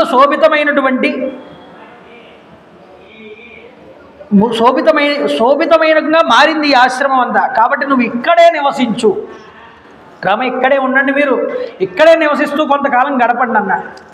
రాముడు అన్నట్ట, స్వామి మునీశ్వర ధన్యోస్మి, అనుగృహీతోస్మి యస్యమే మునిపుంగవ గుణై సుభ్రాతుర్భార్యస్య వరద పరితుష్యతి. అయ్యా మునీశ్వర, మా ముగ్గురి యొక్క గుణాలకి ఎంతో తృప్తిపడి మాకు వరాలు ప్రసాదించి మమ్మల్ని అనుగ్రహించారు మీరు ఇప్పటిదాకా. నేను చాలా ఆనందిస్తున్నాను, నేను ధన్యుణ్ణయ్యాను. కానీ మహాత్మా, నేను కోరుకునేది ఏమిటి అంటే, కించిత్ వ్యాధిశమే దేశం శోధకం బహుకాననం ఎత్ర ఆశ్రమపదం కృత్వా వసేయం నిరత సుఖం. ఎక్కడ జల సమృద్ధి ఉంటుందో, అన్ని విధాలుగా అనువైనటువంటి వనములు ఎక్కడ ఉంటాయో అలాంటి ప్రదేశాన్ని నాకు తెలపండి. అక్కడ నేను ఒక ఆశ్రమాన్ని నిర్మించుకుని ప్రశాంతంగా నేను జీవిస్తాను లక్ష్మణుడితో సీతాదేవితో కలిసి అన్నాడు. అప్పుడు రాముడు పలికినటువంటి ఆ వినయపూర్వకమైనటువంటి ఆ వచనాలన్నీ కూడా విని ఆనందించాట అగస్త్య మహర్షి వారు. ఆనందించి, అయ్యా రామ, నీకు చాలా అనుకూలమైనటువంటి ప్రదేశాన్ని గురించి నేను ఒక్కసారి ఆలోచించి చెప్తానని కాసేపు ధ్యానమగ్నుడయ్యాట అగస్త్య మహర్షి వారు. ధ్యానమగ్నుడై నిశ్చయబుద్ధితో చెప్తున్నాడు. ఇతో ద్వియోజనే తాత బహుమూల ఫలోదక దేశో బహుమృగ శ్రీమాన్ పంచవట్యాభి విస్తృత. ఇక్కడికి 2 యోజనాల దూరంలో పంచవటి అనేటటువంటి ఒక వనం ఉన్నది. ఆ వనానికి మీరు వెళ్ళండి. అది ఎలా ఉంటుంది? అది చాలా గొప్పదైనటువంటి ఫలమూలముల చేత జలముల చేత నిండి ఉంటుంది. అక్కడ ఫలాలకి కానీ పళ్ళకి కానీ పుష్పాలకి కానీ లోటు ఉన్నదయ్యా. లేళ్ల గుంపులతో సంచారంతో మనోహరంగా ఉంటుంది. కాబట్టి రామ, నీవు సీతా లక్ష్మణ సమేతుడివై అక్కడికి వెళ్ళండి. అక్కడ ఆశ్రమాన్ని నిర్మించుకోండి. తండ్రి ఆజ్ఞానుసారం ఈ వనవాస జీవితాన్ని మీరు అక్కడ హాయిగా గడపండి. ఓ రామ, దశరథ మహారాజు గారు నీకు ఆదేశించినటువంటి 14 సంవత్సరాల కాలంలో చాలా వరకు పూర్తయిపోయింది. ఇంకా కొద్ది కాలం మాత్రమే ఉన్నది. ఈ కొద్ది కాలము ఇక్కడ పూర్తి చేసి హాయిగా కోసల దేశానికి వెళ్ళి నువ్వు పాలించి నువ్వు తరించవయ్యా. నా తపప్రభావం చేత ఈ యొక్క వృత్తాంతాన్ని నేను పూర్తిగా తెలుసుకున్నాను. నా తపశ్శక్తి చేత ఇది తెలుసుకోవడమే కాదు, నీ హృదయములో ఉన్నటువంటి అభిప్రాయాన్ని కూడా నేను తెలుసుకున్నాను. అంటే నేను ఇక్కడ ఉండను, నేను వేరే చోట ఉంటాను, నాకు మార్గం చూపించండి అంటే కూడా ఆయనకు అర్థమైంది. నువ్వు ఎందుకు అక్కడ అంటున్నావో నాకు అర్థమయ్యిందయ్యా. కాబట్టి నేను తెలుసుకున్నాను. అందువల్ల నువ్వు పంచవటిలో ఉండడమే యుక్తము. ఋషులకి తెలుసు, రాముడికి తెలుసు. కానీ రాముడు బయటికి చెప్పడు, ఋషులు బయటికి చెప్పరు. ఎందుకంటే రాముడు మానవుడిగా కనిపించాలి. సుస్పష్టంగా చూపిస్తాడండి వాల్మీకి. రాముడు గొప్ప తేజోపురుషుడు అని అన్ని సందర్భాల్లో కూడా. కాబట్టి నాకు తెలుసు, కానీ నువ్వు అక్కడ ఉండడమే ఉచితం ఈ సమయంలో. కాబట్టి నువ్వు పంచవటిలో ఉండడమే యుక్తమని నేను అనుకుంటున్నాను. ఓ రాఘవ, ఈ పంచవటి ప్రదేశం చాలా మెచ్చుకోదగినటువంటిదయ్యా. ఈ పంచవటి ప్రదేశం చాలా మనోహరంగా ఉంటుంది. ఇక్కడ గోదావరి నది ప్రవహిస్తూ ఉంటుంది. నాసిక్ వెళ్తే మీరు ఇప్పటికీ గోదావరి నది ప్రవహిస్తూ ఉంటే అక్కడ తపోవన్ అని ఉంటుంది. ఆ తపోవన్ అన్నటువంటి ప్రదేశం దగ్గరే రామచంద్ర ప్రభు పర్ణశాలని ఏర్పాటు చేసుకుని ఉన్నారు. అప్పుడు తపోవన్ హిల్స్ అని ఉంటాయి. అక్కడే పక్కన కొండ ఒకటి ఉంటుంది ఎత్తుగా. ఆ తపోవన్ హిల్స్ అంటే గుహల కింద ఉంటుంది. అక్కడ ఆ కొండకి పక్కగా ఉంటుంది ఈ యొక్క ఆశ్రమ పదం అంతా కూడా. గోదావరి ప్రవహిస్తూ ఉంటుంది అక్కడ. కాబట్టి మీరు అక్కడ గోదావరి నది ప్రవహిస్తూ ఉంటుంది. ఆ ప్రదేశం కందమూల ఫలాలతో సుసంపన్నమై ఉంటుంది. మనోజ్ఞమైనటువంటి ఆ ప్రదేశాన్ని సీతాదేవి విహరించడానికి చాలా అనువైనటువంటిది అని చెప్పారు. చూడండి, ఇక్కడి నుంచి భవాన్ అపి సధారశ్చ శక్తశ్చ పరిరక్షణే, సకల ప్రాణులకు సంరక్షించడంలో సమర్థుడమైనటువంటి ఓ రామ, సీతాలక్ష్మణ సమేతుడివై పంచవటి యందు నువ్వు వెళ్ళి నివసించు. తాపసులకు బాగా కాపాడుతూ ఉండవయ్యా. అక్కడ కూడా అంటే మహర్షుల్ని కాపాడుతూ ఉండమని చెప్పారు. కాబట్టి మహావీర, అదిగో కనిపిస్తోంది చూడక్కడ, వీర మధుకానానాం మహద్వనం ఉత్తరేణస్య గంతవ్యం న్యగ్రోధో అవిగచ్చత. మధుకవనం అనేటటువంటిది కనిపిస్తుంది మీరు కొద్దిగా ముందరికి వెళ్తే అన్నాడు. మధుకవనం అంటే ఏమిటండి? విప్ప చెట్లతో కూడుకున్నటువంటి వనం అంటే అది. విప్ప పువ్వులు పూస్తాయి అక్కడ. ఆ మధువనం కనిపిస్తుంది, మధుకవనం అది. ఆ విప్ప చెట్ల వనాన్ని దగ్గరికి మీరు వెళ్ళిన తర్వాత ఉత్తరం వైపు తిరగాలి. ఉత్తరం వైపు తిరిగి కాస్త ముందరికి వెళ్తే మీరు చాలా దూరం, 2 యోజనాల దూరం అంటే దగ్గరగా మీకు 40 కిలోమీటర్లు దాటాలి. అంటే అక్కడికి వెళ్తే మీకు ఒక పెద్ద మర్రి చెట్టు కనిపిస్తుందయ్యా, ఉత్తరముఖంగా వెళ్తే. ఆ మర్రి చెట్టుకు పక్కగానే ఒక పెద్ద పర్వతం ఉంటుంది. ఆ పర్వతాన్ని ఆనుకుని ఈ పంచవటి అనేటటువంటి ప్రదేశం అనేటటువంటిది ఉంటుంది అని చక్కగా వివరించాడు అగస్త్య మహర్షి వారు. నువ్వు ఇప్పటికీ తపోవన్ హిల్స్ అని ఉంటాయి, ఇప్పటికీ అక్కడ ఆ పర్వతమే ఆ అగస్త్యుడు చూపించినటువంటి గుర్తు. కాబట్టి ఆ పర్వతాన్ని ఆనుకుని ఈ ప్రదేశం అనేటటువంటిది ఉంటుందయ్యా, పుష్ప శోభలతో అలరారుతూ ఉంటుంది, వెళ్ళండి మీకు తప్పకుండా అక్కడికి చేరుకోండి అని చెప్పాడు. అగస్త్య మహర్షికి పాదాభివందనాలు చేసి అక్కడి నుంచి రామచంద్ర ప్రభు, లక్ష్మణస్వామి, సీతామాత బయలుదేరారు. పంచవటికి పయనిస్తూ మార్గం మధ్యలో ఈ ఇప్ప పువ్వుల వనాన్ని చూశారు. అక్కడి నుంచి ఉత్తరం దిశగా తిరిగారు. తిరిగి ప్రయాణమై ముందరికి వెళ్తూ ఉంటే ఈ మర్రి చెట్టు దగ్గరికి చేరుకున్నారు. ఈ మర్రి చెట్టు దగ్గరికి చేరుకునేటప్పటికీ ఈ మర్రి చెట్టు మీద తం దృష్ట్వాదు మహాభాగౌ వటస్థం రామలక్ష్మణౌ మేనేతౌ రాక్షసం పక్షిం బ్రువాణౌకో భవానితి. పర్వతాకార సదృశమైనటువంటి ఒక పెద్ద పక్షి ఒకటి కనిపించింది రామచంద్ర ప్రభు. ఎలా ఉన్నది ఇది? పర్వతాకారంలో రాక్షసుడే ఒక పక్షి రూపంలో ఉన్నాడా అన్నట్లుగా కనిపిస్తున్నాడు. దూరం నుంచి చూసి రామచంద్ర ప్రభు అనుకున్నారు వాడు రాక్షసుడేమో అనుకున్నారు. అనుకుని ఉవాచ వత్సః మాం విద్ది వయస్యం పితురాత్మన, అయ్యా ఎవరు మీరు అని అడిగాడు రామచంద్ర ప్రభు. వెళ్ళి అడిగితే అప్పుడు ఆ పక్షి మృదుమధురమైనటువంటి మాటలతో చెప్తోందిట, అయ్యా నేను పితురాత్మన, నీ తండ్రి గారైనటువంటి దశరథుడి యొక్క స్నేహితుణ్ణి అన్నాడు. తండ్రి గారి మాట ఎప్పుడైతే చెప్పాడో ఆ యొక్క గృద్రరాజు అయినటువంటి ఆ యొక్క పక్షిరాజు, ఆ పక్షిరాజుకు వెంటనే నమస్కారం చేశారు. నా పేరు జటాయువు అన్నాడు. ఆయన పేరు జటాయువు. కాబట్టి వెంటనే ఆయనకి నమస్కారం చేసి, అయ్యా మీరు మా తండ్రి గారి యొక్క స్నేహితులు అంటున్నారు కాబట్టి మీరు నాకు పూజనీయులు అని వెంటనే అక్కడ పువ్వులు తీసుకుని వచ్చి ఆయనకి పూజ చేసి అర్చించి నమస్కారం చేశాట రామచంద్రప్రభు. అర్చించిన తర్వాత ఆయన అడుగుతున్నట్టు, ఆయన అయ్యా మీరు మీ వంశం గురించి, మీ గురించి నేను పూర్తిగా తెలుసుకోవాలనుకుంటున్నాను. మీరు జటాయు అన్నారుగా, అసలు మీరు ఎక్కడి వారు, మీ వంశం ఏమిటి, మీ పుట్టు పూర్వోత్తరాలు ఏమిటి? ఎందుకంటే మీరు ఒక పక్షి, ఒక తిర్యక్ అయ్యుండి కూడా ఒక మనుష్యుడితో మీరు స్నేహాన్ని చేశారు అంటే మీరు సాధారణ వంశానికి చెందిన వాళ్ళని నేను అనుకోవట్లేదు. ఎందుకంటే త్రేతాయుగంలోనూ ద్వాపర యుగంలోనూ తిర్యక్ జంతువుల్లో కొన్ని జాతులకి మాట్లాడేటటువంటి గుణాన్ని ఇచ్చారు. కలియుగంలో లేవు. కొన్ని జాతులు ఉన్నాయి ఎప్పుడు త్రేతాయుగంలో ద్వాపర యుగంలో. అంటే అన్నిట్లకి ఇవ్వలేదు, మళ్ళీ కొన్నింటికి ఇచ్చారు సపరేట్గా. ఎందుకంటే దేవతాంశలతో వచ్చినటువంటివి అవి. అందుకనే మనకి ఉత్తర మీమాంసా శాస్త్రంలో తిర్యక్ జంతువులకి కూడా కర్మాధికారం ఉన్నది అని నిరూపించారు. దీని గురించి బాగా విశ్లేషణ ఎక్కడ వస్తుందంటే వాలి వధ దగ్గర వస్తుంది. వాలి అడిగిన ప్రశ్నల దగ్గర ఈ యొక్క పూర్వమీమాంస, ఉత్తర మీమాంస, కుమరిల భట్టు చెప్పినటువంటి పూర్వమీమాంసా శాస్త్రం, జైమిని చెప్పిన పూర్వమీమాంసా శాస్త్రం, కుమరిల భట్టు చెప్పిన ఉత్తర మీమాంసా శాస్త్రం, ఇవన్నీ చర్చనీయాంశం అవుతాయి. అందులో విషయాలు మనకు తెలుస్తాయి. అయితే కొన్ని జాతులకు ఇచ్చాడు కర్మాధికారం, వాటిలో మాట్లాడగలిగే శక్తి కూడా ఉన్నది.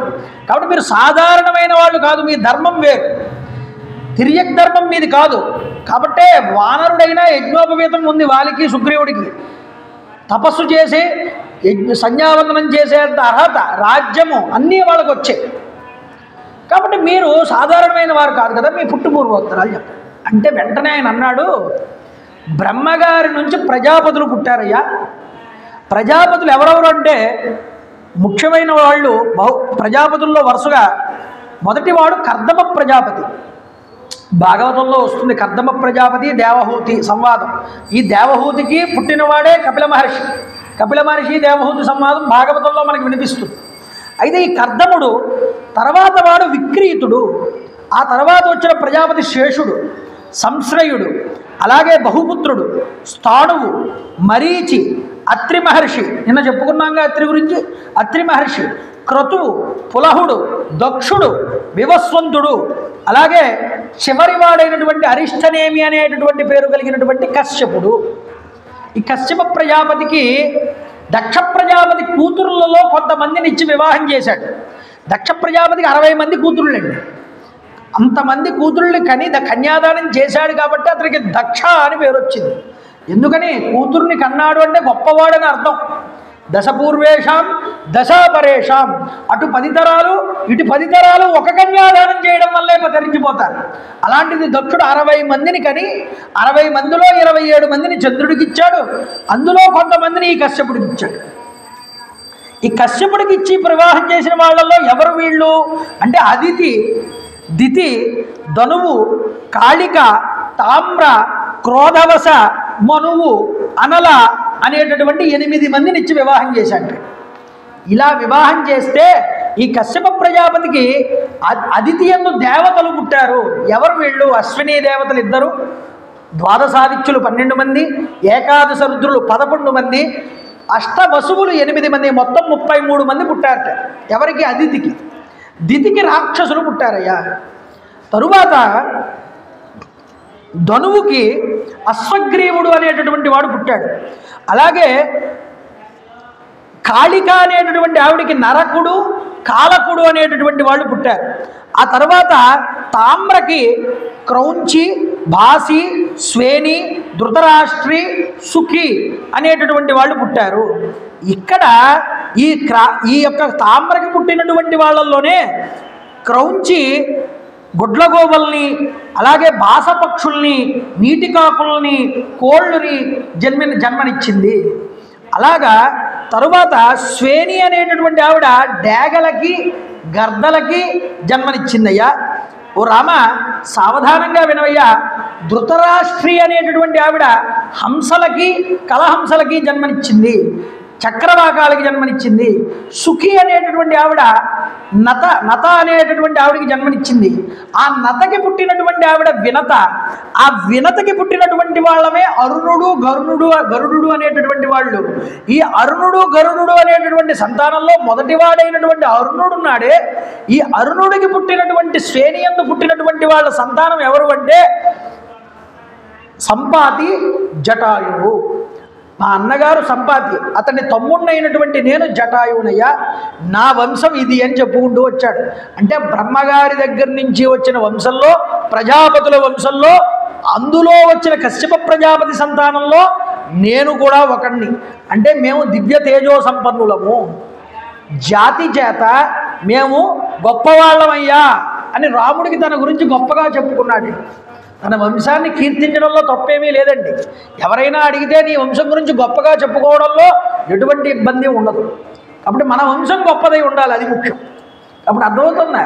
కాబట్టి ఇక్కడ ఏం చెప్తున్నారంటే రాఘవుడు ఆ జటాయువుని వెంటనే పూజించి కౌగిలించుకుని నమస్కరించి సూక్ష్మబుద్ధితో రామచంద్ర ప్రభు పదే జటాయువు చేసినటువంటి ప్రస్తావనలన్నింటినీ కూడా విని తన తండ్రికి ఆత్మీయ మిత్రుడు అని గ్రహించాడు. గ్రహించిన తర్వాత రాముడు పంచవటికి బయలుదేరాట. సీతాదేవి యొక్క రక్షణ బాధ్యతనంతటినీ కూడా అయ్యా జటాయువు మీరు స్వీకరించాలి మేము లేనటువంటి సమయంలో అని జటాయువుకి అప్పగించాట. నువ్వు ఈ ఆశ్రమ ప్రాంతంలోనే ఉంటూ మా భార్యని కాస్త జాగ్రత్తగా ఓ కంట రక్షిస్తూ ఉండవలసింది చెప్పాడు. నాయన లక్ష్మణ, అగస్త్య మహర్షి సూచించినటువంటి పంచవటికి మనం వచ్చాం. ఈ ప్రదేశం ఎంత చూడముచ్చటగా ఉందిరా నాయన తండ్రి.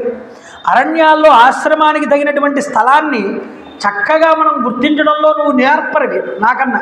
కాబట్టి ఒక స్థలాన్ని చూసి చక్కగా పర్ణశాల నిర్మాణం చెయ్యవయ్యా లక్ష్మణ అని రామచంద్ర ప్రభు ఆదేశం వేశారు. లక్ష్మణస్వామి అన్నట్ట నమస్కారం చేసి, అన్నయ్య ఎల్లప్పుడూ నేను నీ సేవకుడిని, నువ్వు నచ్చిన ప్రదేశాన్ని నాకు చూపించు. నీకు ఏది ఇష్టమైన ప్రదేశమో, అది నీకు ఏది అనువుగా ఉంటుందో అనుకుంటావో అది చూపించావనుకో, అక్కడ నేను పర్ణశాల నిర్మాణం చేస్తాను. శభాష్ నాయన, తప్పకుండా ఆనందించాట. చూడు ఇక్కడ కనిపిస్తున్నది ఈ ప్రదేశం చాలా సమతలంగా ఎగుళ్ళు దిగుళ్ళు లేకుండా చక్కగా ఉన్నది. ఈ ప్రదేశంలో నువ్వు ఆశ్రమాన్ని నిర్మించమన్నారు. నిర్మించమని చెప్పగానే పద్మాలతో కూడుకున్నటువంటి కొలను ఉన్నది దగ్గరలో. దూరంగా అదిగో గోదావరి నది కనిపిస్తోంది.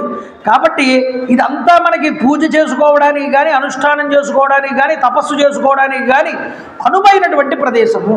కాబట్టి లక్ష్మణ ఇక్కడ చక్కగా ఒక పర్ణశాలని నిర్మించవయ్యా అని చెప్పగానే వెంటనే లక్ష్మణుడు ఆనందచికితుడై పర్ణశాలను నిర్మించడం ప్రారంభం చేశాటండి.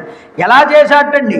చక్కగా వెదురు కర్రలు స్తంభాలు నిలబెట్టాట, పొడవైనటువంటి వెదురు బొంగుల్ని ఏర్పాటు చేశాట, ఆ బొంగుల మీద లేత లేత జమ్మి కొమ్మల్ని పేర్చాట, దృఢమైనటువంటి తాళ్లతో వాటన్నింటినీ కట్టాట, ఆ పైన దర్భలన్నీ పరిచాట, ఆ దర్భల మీద రెల్లుగడ్డి వేశాట, ఆ రెల్లుగడ్డి మీద కాకి వెదుళ్ళు వేశాట, ఆ పైన ఆకులు వేశాట, వేసి ఒక దివ్యమైనటువంటి పర్ణశాలని చాలా బలంగా అందంగా నిర్మించాటండి. పిమ్మట నేలని చక్కగా ఎదురుగుండా నేల పర్ణశాలకు ఎదురుగుండా ఒక నేల అంతటినీ కూడా చదును చేశాట.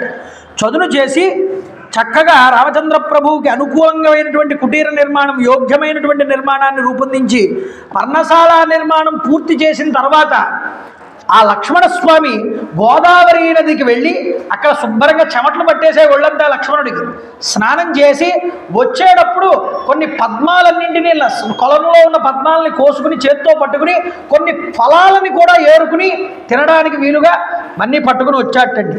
వచ్చిన తర్వాత ఆ కుటీరాన్ని చూసి రామచంద్ర ప్రభు ఎంతగానో ఆనందచికితుడై లక్ష్మణుడితో అన్నారట, నాయనా లక్ష్మణ, నువ్వు నా మనసులోని ఆంతర్యాన్ని తెలుసుకుని చాలా చక్కగా ప్రవర్తిస్తావు. నువ్వు నా సేవకుడు అంటే ఏదో చెప్పారులే సేవ చెయ్యాలి అనే రకంగా కాదు, నేను మనసులో ఎలా ఆలోచిస్తానో దాన్ని తెలుసుకుని నువ్వు నడుచుకుంటావు. కాబట్టి భావజ్ఞేన కృతజ్ఞేన ధర్మజ్ఞేన చ లక్ష్మణ త్వయా పుత్రేణ ధర్మాత్మ నా సంవృత పితా మమ. కాబట్టి నువ్వు ఈ శాస్త్ర ప్రకారంగా వాస్తు ప్రకారంగా ఈ పర్ణశాలనంతటినీ కూడా నిర్మాణం చేసావు. తండ్రిలాగా నువ్వు నాకు రక్షణగా ఉన్నావయ్యా వెనక్కాల. ఒక తండ్రి ఉంటే పిల్లవాడు ఎంతో ధైర్యంగా ఉంటాడు. నా తండ్రి ఉన్నాడు నా వెనక్కాల, నాకు ఏ భయం లేదండి. తల్లిదండ్రులు కనిపించకపోతే పిల్లవాడు ఏం చేస్తాడో ఏడుస్తాడు, నా తల్లిదండ్రులు కనిపించట్లేదండి. అలాగా తండ్రి గారు నాకు లేకపోయినా నాకు వెనక్కాల ధైర్యంగా నువ్వు ఉన్నావురా నాన్న లక్ష్మణ. కాబట్టి నిన్ను చూస్తే నాకు తండ్రి లేనటువంటి లోటు తీరుతున్నది. అంటే తండ్రి గారు లేనంతటి లోటుని నాకు రక్షణగా పక్కన నిలబడుతూ నాకు మీ వదిన గారికి నువ్వు ఉన్నావు. ఈరోజు నిన్ను చూసి తండ్రి గారు లేని లోటుని నాకు తీరుతోంది అనిపిస్తున్నదన్నారు రామచంద్ర ప్రభు అని. స్వర్గలోకంలో దేవేంద్రుడిలాగా రామచంద్ర ప్రభు సుఖంగా ఆ పర్ణశాలలోకి వెళ్ళి పుష్పాలతో ఫలాలతో అక్కడ పూజ చేసి అందులోకి వెళ్ళి నివసిస్తున్నారట. ఇలా నివసిస్తూ ఉండగా 14వ సంవత్సరం వచ్చేసింది. 14వ సంవత్సరాన్ని ఇంకో సంవత్సరంలో వనవాసం అనేటటువంటిది పూర్తయిపోతుంది రామచంద్ర ప్రభు. ఈ సంవత్సరం వచ్చే ముందే ఏమైందంటే చైత్రమాసంలో బయలుదేరాడుగా, మళ్ళీ చైత్రమాసం రావాలి. ఈ చైత్రమాసానికి ముందు వచ్చేటటువంటి మార్గశిర మాసం వచ్చిందిటండి. ఈ మార్గశిర మాసం రామచంద్ర ప్రభువుకి చాలా ఇష్టమైనటువంటి మాసం. అందుకనే మార్గశిర మాసంలో మనం ఎక్కువగా శ్రీ మహావిష్ణువుని ఆరాధన చేస్తాం రోజు కూడా. అందువల్ల తిరుప్పావై పారాయణ చేసి ఆ యొక్క ఆండాళ్ళు దేవిని పూజిస్తూ ఆవిడ చెప్పినటువంటి ఈ యొక్క తిరుప్పావై చదువుతారుగా. విష్ణువుకి చాలా ఇష్టమైనటువంటి మాసం, రాముడికి చాలా ఇష్టమైనటువంటి మాసం ఈ మార్గశిర మాసం. ఈ మార్గశిర మాసం వచ్చింది. ఒకానొక రోజు రామచంద్ర ప్రభు ఉదయాన్నే లేచారండి. లేచి లక్ష్మణుడు సీతాదేవి వెంట రాగా గోదావరి నదిలో స్నానం చేయడానికి వెళ్తున్నారట రామచంద్ర ప్రభు. ఇలా వెళ్తూ ఉండగా ఏమైంది అంటే లక్ష్మణుడు వెనకాల అనుసరిస్తున్నాడు అన్నగారిని. అనుసరిస్తూ చేతిలో ఒక చెంబు పట్టుకున్నాడు, పాత్ర పట్టుకుని స్నానానికి అనువుగా సుఖంగా ఉండేటటువంటి అనువుగా ఉండే విధంగా ఆ ప్రయాణాన్ని కొనసాగించారు. అన్నయ్య చూడన్నయ్య, ఈ యొక్క మార్గశిర మాసం ఎంత చక్కగా ఉన్నదో. పొద్దున్నే కదండి పొగమంచుతో నిండిపోయి ఉంటుంది ఆ వాతావరణం. డిసెంబర్ నెల అనగానే మనకు వాతావరణం ఎలా ఉంటుందో తెలుసు కదా, అదే వివరిస్తున్నాడు. అన్నయ్య, నీకు ఇష్టమైన ప్రియమైనటువంటి హేమంత ఋతువు వచ్చింది. ఈ యొక్క హేమంత ఋతువు ప్రతి సంవత్సరము కూడా ఈ ఋతువునందే సస్యములు అనేటటువంటివి ఫలించి ధాన్యలక్ష్మి ఇళ్ళకి చేరుతుందయ్యా. అందుకనే కదా మనం సంక్రాంతి చేసినప్పుడు చక్కగా ఈ ధాన్యాన్ని పూజించి చక్కగా పశువుల్ని పూజించి మనం అందరం కూడా పండగ చేసుకుంటాం. ఎందుకంటే కొత్త ధాన్యం అనేటటువంటిది మన ఇంటికి చేరుతుంది అని అదే చెప్తున్నాడు. అప్పటి నుంచి ఉంది ఈ సాంప్రదాయం అన్నయ్య. కాబట్టి సస్యాలు ఫలించి ధాన్యలక్ష్మి ఇళ్లకు చేరుతుంది, ప్రజల ముఖాలలో సంతోషం అనేటటువంటిది వెల్లి విరుస్తుంది. కాబట్టి ఈ హేమంత ఋతువు సంవత్సరానికి శోభనిచ్చేటటువంటి శుభప్రదమైనటువంటి కాలం. ఈ ఋతువునందు పొలాలన్నీ కూడా పైరు పంటలతో కలకలలాడుతూ ఉంటాయి. మంచు పడి ఉండడం చేత జనుల యొక్క శరీరాలన్నీ కూడా చలికి తట్టుకోలేకుండా ఉంటాయి. నీళ్లు చాలా చల్లబడిపోయి ఉంటాయి. స్నానపానాలకి అనువుగా అనేటటువంటి ఉండవు, చాలా చల్లగా ఉంటాయి. నదిలో దిగాలన్నా చల్లదనం వల్ల దిగలేరు ఎవరు కూడా. అన్నయ్య, అగ్ని మాత్రం అందరికీ సుఖాన్ని ఇస్తుంది. అందరూ మంటలు వేసుకుని కాచుకుని కూర్చుంటూ ఉంటారు అగ్ని దగ్గరే ఎక్కువగా ఈ కాలంలో. అన్నయ్య, సత్పురుషులు ఈ ఋతువునందు కొత్త పంటల్ని తాము భుజించడానికి ముందుగానే దేవతలకి పితృదేవతలకి తృప్తిపరిచి వాళ్ళని పూజించి ఆగ్రాయణాది కర్మలన్నీ కూడా ఆచరించి వాళ్ళ ద్వారా అనుగ్రహాన్ని పొందుతారన్నయ్య. కాబట్టి ముందుగా మనం పెద్ద పండుగ వచ్చిందంటే పెద్దల్ని పూజిస్తాం మనం. అదే మాట చెప్తున్నాడు ఇక్కడ లక్ష్మణుడు కూడా. పితృదేవతల్ని దేవతల్ని ఈ ధాన్యపు రాసుల చేత వాళ్ళని తృప్తిపరుస్తాము పూజించి. ఈ కాలమునందు ప్రజలందరూ కూడా ఆవు పాడి పంటలు సమృద్ధిగా ఉండడం చేత వాళ్ళ కోరిన కోరికలన్నీ కూడా తీరి సంతోషంగా ప్రజలు ఉంటారయ్యా. యుద్ధంలో జయేచ్ఛ కలిగినటువంటి రాజులు కూడా దండయాత్రలు చేయడానికి అనువైనటువంటి సమయం ఇదే. ఎందుకంటే తడి ఉండదు, అంత వేడి కూడా ఉండదు. యుద్ధం చేయడానికి అనువైనటువంటి కాలం ఇది. అన్నయ్య చూడన్నయ్య, ఈ ఋతువునందు పగటి వేళ మధ్యాహ్న సమయంలో సూర్యకిరణాల యొక్క స్పర్శ సుఖంగా ఉంటుంది. అంటే బాగా సూర్యుడు నడినెత్తి మీదకి వచ్చిన తర్వాత ఎండలో తిరగాలని అనిపిస్తుంది. కాబట్టి సుఖకరంగా ఉంటుంది, జనసంచారాలకు అనువైగా ఉంటుంది. నీడలు కానీ నీళ్లు కానీ జనులకు బాధాకరంగా ఉంటాయి. అన్నయ్య, ఇంతటి గొప్పదైనటువంటి వసంత ఋతువు ఈ యొక్క హేమంత ఋతువు వచ్చింది. బాగా పంటకు వచ్చినటువంటి వరి పైరులు పూర్తిగా ధాన్యంతో నిండిపోయి కంకులతో వంగిపోయి ఉంటాయ్యా. చూడు కనిపిస్తున్నాయి ఇక్కడ. ఎవలు పండిస్తున్నారు, ఎవరో ఎవల యొక్క పంటలు కనిపించాయిట. అలాగే ధాన్యము కనిపించిందిట, ధాన్యపు ఒడ్ల గింజలు పండిస్తున్నారట. ఇవన్నీ అక్కడ చూశారు. వీటికి అంతా కూడా మంచు కప్పిపోయి ఉన్నదన్నయ్య. దట్టమైన పొగమంచు అలుముకుని ఉన్నది ఇక్కడ. కాబట్టి సూర్యుడు చంద్రుడిలాగా చల్లగా కనిపిస్తున్నాడు ఇక్కడ అని చెప్పాడు. కాబట్టి వనభూమి అందరి పచ్చిక బయళ్ళన్నీ మంచు పడడం చేత నీటి బిందువులు ఆ యొక్క లేత పచ్చిక బయళ్ళ మీద పడి చూడడానికి ముత్యాలలాగా మెరుస్తున్నాయి అన్నయ్య. ప్రకృతిని ఎంత గొప్పగా ఆస్వాదిస్తున్నాడో చూడండి లక్ష్మణుడు. అది మనకి చూపిస్తూ వాల్మీకి ఇంకా ఆస్వాదిస్తున్నాడు. కాబట్టి ఏనుగు చూడన్నయ్య, అక్కడ దూరంగా ఒక ఏనుగు నీరు త్రాగడానికి వచ్చిందిట ఆ గోదావరి నదిలో. తొండం పెట్టడానికి ఆలోచిస్తోంది, దగ్గర దాకా పెడుతోంది, మళ్ళీ వెనక్కి తీసేస్తోంది. ఎందుకని? ఆ తొండం అందులో ముంచితే చల్లగా ఉన్నాయి నీళ్లు. ఆ చల్లదనం వల్ల ఏనుగు తట్టుకోలేక తొండాన్ని వెనక్కి తీసేస్తుంది అన్నయ్య. అంటే నీళ్ళు అంత చల్లగా ఉన్నాయని చెప్పాడు. కానీ తర్వాత ఏమంటాడంటే వాల్మీకి మహర్షి, రాముడు వెళ్ళి స్నానం చేసి వచ్చాడంటాడు. అంటే ఏమిటి అర్థం? అంతటి చల్లనీటిలో కూడా రాముడు తాను చేయవలసిన స్నానాన్ని వాయిదా వేయలేదు. సూర్యుడు బాగా నడిమెత్తి మీదకి వచ్చాక చేస్తానులే అనలేదు రాముడు. అంత చని నీళ్లలో కూడా వెళ్ళి స్నానం చేసి వచ్చాడు. అంటే రాముడు ఇంత గొప్పవాడని చెప్పకుండానే శబ్దస్ఫోరకంగా ఒక ఏనుగు తొండం యొక్క ఉదాహరణను చూపించాడు వాల్మీకి మహర్షి. అర్థమవుతుందా మీకు? కాబట్టి ఏమిటంటే అన్నయ్య, ఈ సమయంలో గోదావరిలోకి దిగారు, స్నానం చేస్తున్నారు.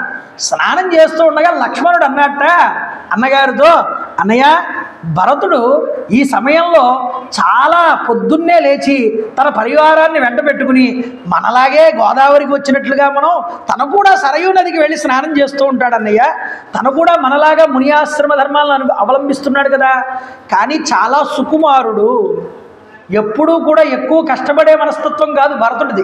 చిన్నతనం నుండి చాలా గారాభంగా పెరిగాడు కైకేయి దగ్గర, మేనమామ అయినటువంటి యుధాజిత్తు దగ్గర. అందువల్ల చాలా సుకుమారుడు కదా, ఈ నియమాలన్నీ పాటించగలుగుతున్నాడో లేదో. నిజానికి ఎంత గొప్పవాడన్నయ్యా భరతుడు. భరతుడిని నేను చాలా తక్కువ అంచనా వేశాను, చాలా తప్పుగా అర్థం చేసుకున్నాను. కానీ మన తండ్రి వంటి దశరథుడు లాంటి మహానుభావుడు, మన తమ్ముడులా నా అన్నగారు భరతుడు లాంటి మహానుభావుడు ఎక్కడైనా ఉంటారా అని తర్వాత మాట ఏమన్నాడో తెలుసా అండి? రాముడితో మాట్లాడుతూ, ఇలాంటి భరతుడికి తల్లి అయి దశరథ మహారాజు గారంతటి ఆయనకి భార్య అయి కూడా కైకేయికి ఇలాంటి నీచబుద్ధి ఎలా కలిగిందన్నయ్య అన్నట్టు. అంటే వెంటనే రాముడు లక్ష్మణుడి వైపు తిరిగి అన్నట్టు, నాయన లక్ష్మణ, నతే అంబ మధ్యమా తాత గర్హితవ్యా కదంచన తామే ఇక్ష్వాకునాదస్య భరతస్య కథం కురు. పినతల్లి అయినటువంటి కైకేయిని ఎట్టి పరిస్థితుల్లో కూడా నువ్వు ఇలా నిందించడానికి వీల్లేదన్నట్టు రామచంద్రం. నువ్వు నిందించడానికి వీల్లేదు. ప్రస్తుతం కోసల రాజ్యాన్ని పరిపాలిస్తున్నటువంటి భరతుడి గురించి కదా నువ్వు చెప్తున్నావు. ఇంకా నువ్వు చెప్పాలనుకుంటే భరతుడి గురించి చెప్పు, నేను వింటాను. అంతేగాని నువ్వు తల్లిని నిందించబోకన్నట్ట. ఎందుకు అంటే భరతుడిపై ఉన్నటువంటి అనురాగం కారణంగా నా యొక్క మనసు చాలా చంచలమై ఉన్నది.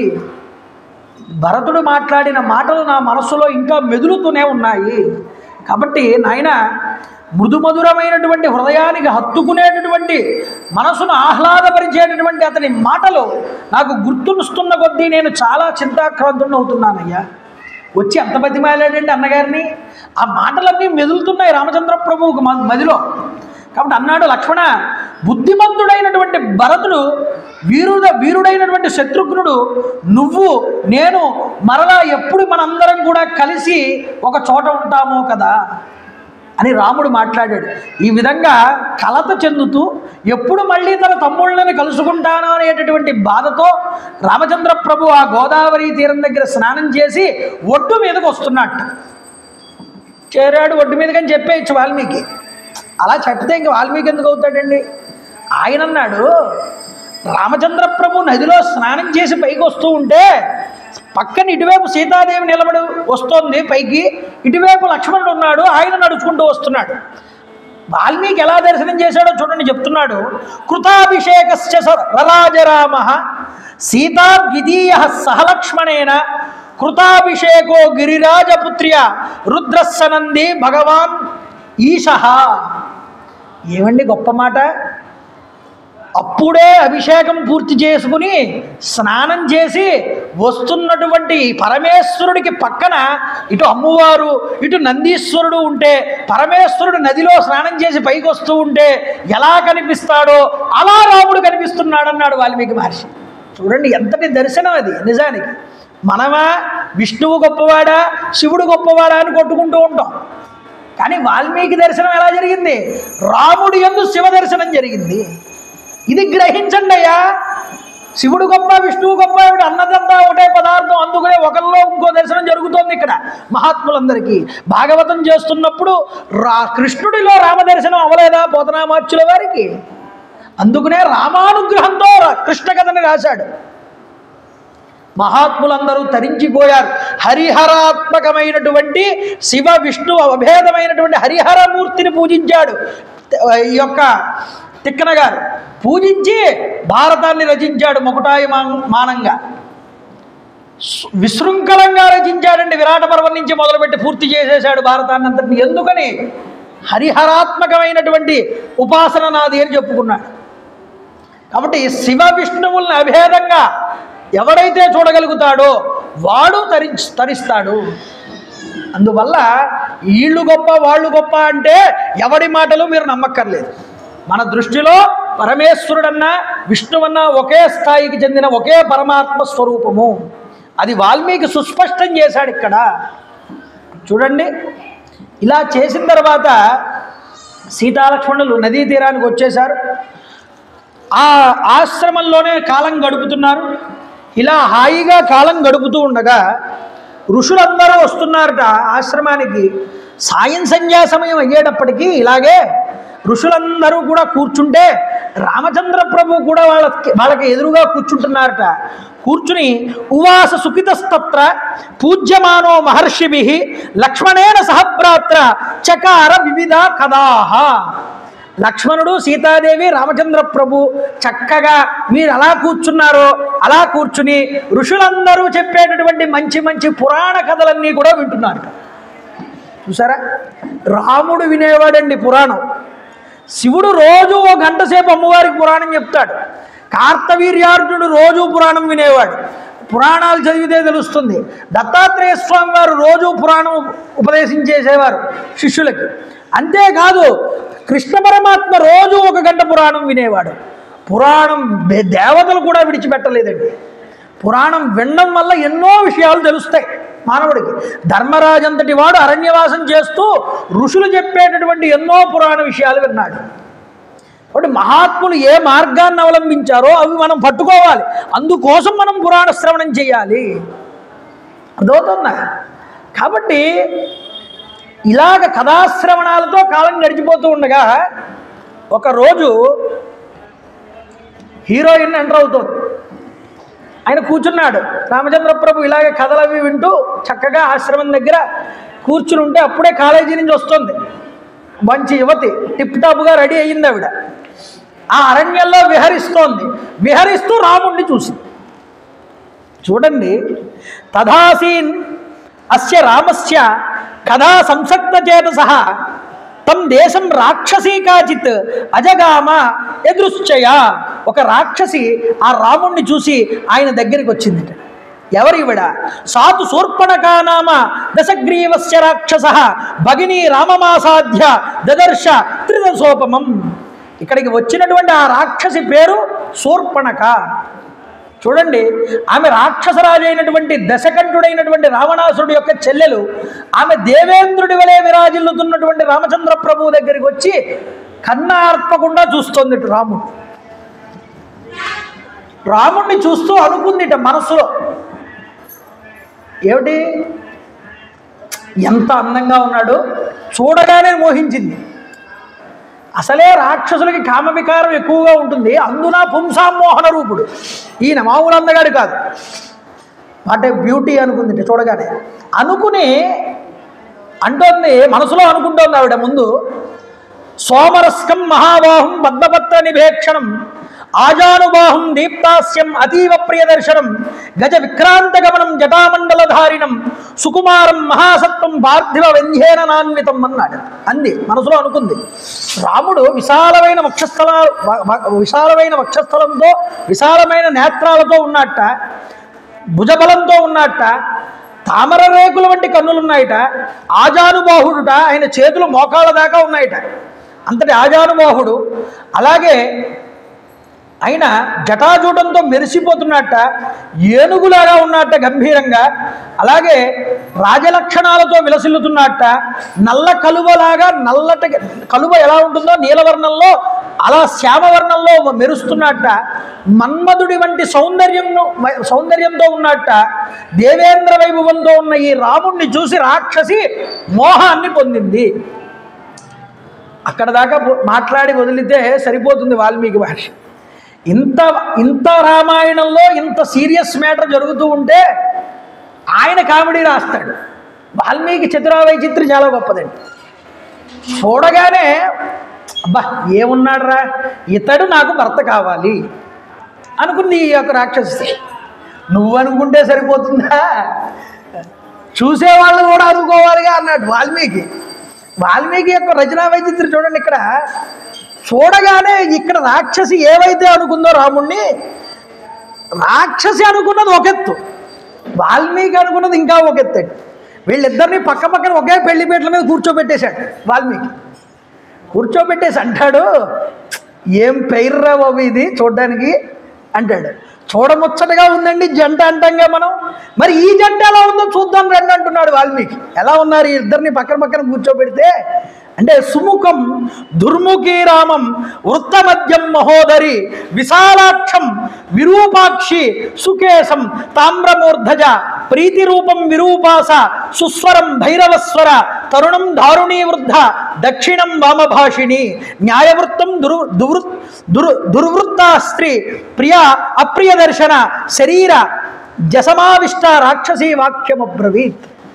ఒక 3 శ్లోకాల్లో ఈ పైరు ఎలా ఉందో చెప్తున్నాడు వాల్మీకి మహర్షి. చూడండి, సుముఖం అన్నాడు మొట్టమొదటి మాట. రాముడి ముఖం చూస్తే ఆహ్లాదంగా ఉంటుంది, ఇంకోసారి ఇంకా అలా చూడాలని అనిపిస్తుంది. దుర్ముఖి, ఈవిడ పక్కన ఇలా తిరగగానే ఈవిడ కూర్చుని ఉంది పక్కన. ఈవిడ ముఖం ఎలా ఉంది, చాలా వికారంగా ఉంది, చూడడానికి చాలా వెడల్పుగా వికారంగా కనిపిస్తోంది అన్నాడు. సుముఖి దుర్ముఖి. రామం వృత్తం మద్యం మహోదరి, ఈయన నడు నాజూగ్గా సన్నగా ఉంది రామచంద్ర ప్రభు నడు. ఇలా ఇటువైపు తిరిగి ఈవిడ మనల్ని చూస్తే బాణపొట్ట వేసి కూర్చుంది. చూడండి, విశాలాక్షం, రామచంద్ర ప్రభు కన్నులు విశాలంగా ఉన్నాయి తామర రేకుల్లాగా. విరూపాక్షి, వికృతంగా ఉన్నాయట ఈవిడ నేత్రాలు పక్కన. సుకేశం, కర్లీ హెయిర్ అండి రామచంద్ర ప్రభుది. గడ్డంతో ఉన్నాడు రామచంద్ర ప్రభు, మంచి కర్లీ హెయిర్తో ఉన్నాడు. ఏమండి సుకేశం, ఎంత మర్రి పాలు పోసేసి జట్లు కట్టించేసినా సున్నితంగా ఉన్నాయి జట్లు, చాలా చూడముచ్చటగా నల్లగా నీరగలాడుతూ కుర్రులతో ఉంది జుట్టంతా. ఈవిడిది తామ్రమూర్ధజ, మనం రంగేస్తూ ఉంటాం కదా తలకి, అది ఎండిపోయిన తర్వాత ఎరుపు రంగులోకి వస్తుంది, రాగి రంగులోకి. అలాంటి రాగి జుట్టు ఈవిడిది చూడ్డానికి. సుకేశం తామ్రమూర్ధజ. తామ్రమూర్ధజ ప్రీతి రూపం, ఈయన రూపాన్ని చూడగానే ప్రీతి కొలుపుతాడు రామచంద్ర ప్రభు.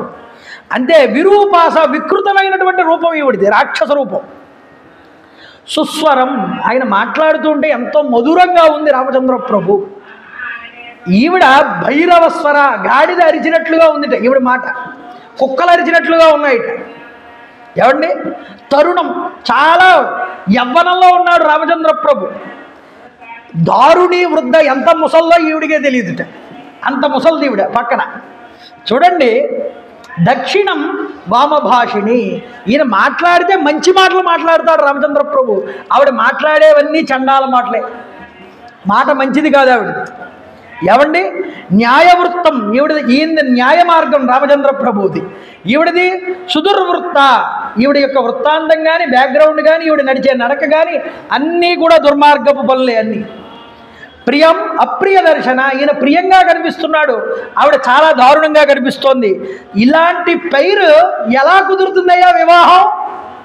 ఇలాంటి వాళ్ళకి వివాహం ఎలా కుదురుతుంది? ముందే డిక్లేర్ చేశాడు రామచంద్ర ప్రభు. చూశాడు దూరం నుంచే, ఈవిడ రాక్షసి, శరీర లక్షణాలను బట్టి రాక్షసి కింద కనిపిస్తోంది. ఆయన వచ్చింది దగ్గరికి, ఓ సుందర, ఓ సుందర పురుషుడా, మంచి మాటలు మాట్లాడుతోంది. నువ్వు జటాధారివై ఉన్నావు, తాపస వృత్తిలో ఉన్నావు, భార్యా సహితుడవై ఉన్నావు, కానీ చేతిలో ధనుర్బాణాలు ధరించావు. రాక్షసులకు నివాసమైనటువంటి ఈ యొక్క అరణ్యాలకి ఎందుకు వచ్చావు? అలాగే ఇంతకు నువ్వు ఇక్కడికి వచ్చిన పని ఏమిటి? వివరంగా నాకు వివరించమన్నాడు. వివరించమంటే అనృతం నహి రామస్య కదాచిదపి సమ్మతం విశేషేణ ఆశ్రమస్థస్య సమీపే స్త్రీజనస్య చ. రాముడు మామూలుగానే ఎప్పుడూ అసత్యం పలకడు, అందున స్త్రీ సమక్షంలోనూ పెద్దల దందు అసలు మాట్లాడే మాట ఇంకా పొందికగా ఉంటుంది ఆయన. కాబట్టి అది రాక్షసైనా సరే స్త్రీ కాబట్టి ఆవిడ ముందు ఉన్నది ఉన్నట్లుగా మాట్లాడుతుంది. అంటే అనృతం అనేటటువంటిది పలకకూడదు, ఎంత స్థాయి అయినా సరే, ఎలాంటి స్థితి అయినా సరే. రాముడు చూపిస్తున్నాడండి ఇక్కడ ఈ మాట. కాబట్టి అబద్ధం చెప్పట్లేదు, ఉన్నదే చెప్పాడు. ఆసీత్ దశరథో నామ రాజా త్రిదశ విక్రమ తస్యాం అహం అగ్రజ పుత్రో రామో నామజనై శ్రుత. నేను దశరథ మహారాజు గారు ఇక్ష్వాకు వంశ ప్రభువు, ఆయన కొడుకుని, పెద్ద కుమారుడు. మా తండ్రి గారు తల్లి గారు ఇచ్చిన ఆజ్ఞ ప్రకారం దండకారణ్యాలకు వచ్చాను. ఈవిడ నా భార్య సీత, ఈయన నా తమ్ముడు లక్ష్మణుడు. మేము ముగ్గురం కూడా ఈ దండకారణ్యంలో విహరిస్తూ ఉన్నాము. ఇంతకీ నువ్వెవరు నన్ను ప్రశ్నిస్తున్నావు కదా, నువ్వెవరో చెప్పు చెప్పు అని అడగగానే ఆవిడ చెప్పడం ప్రారంభం చేస్తోంది. ఎవని? అహం శూర్పణకానామ రాక్షసీ కామరూపిణి అరణ్యం విచరామీదం ఏక సర్వభయంకర.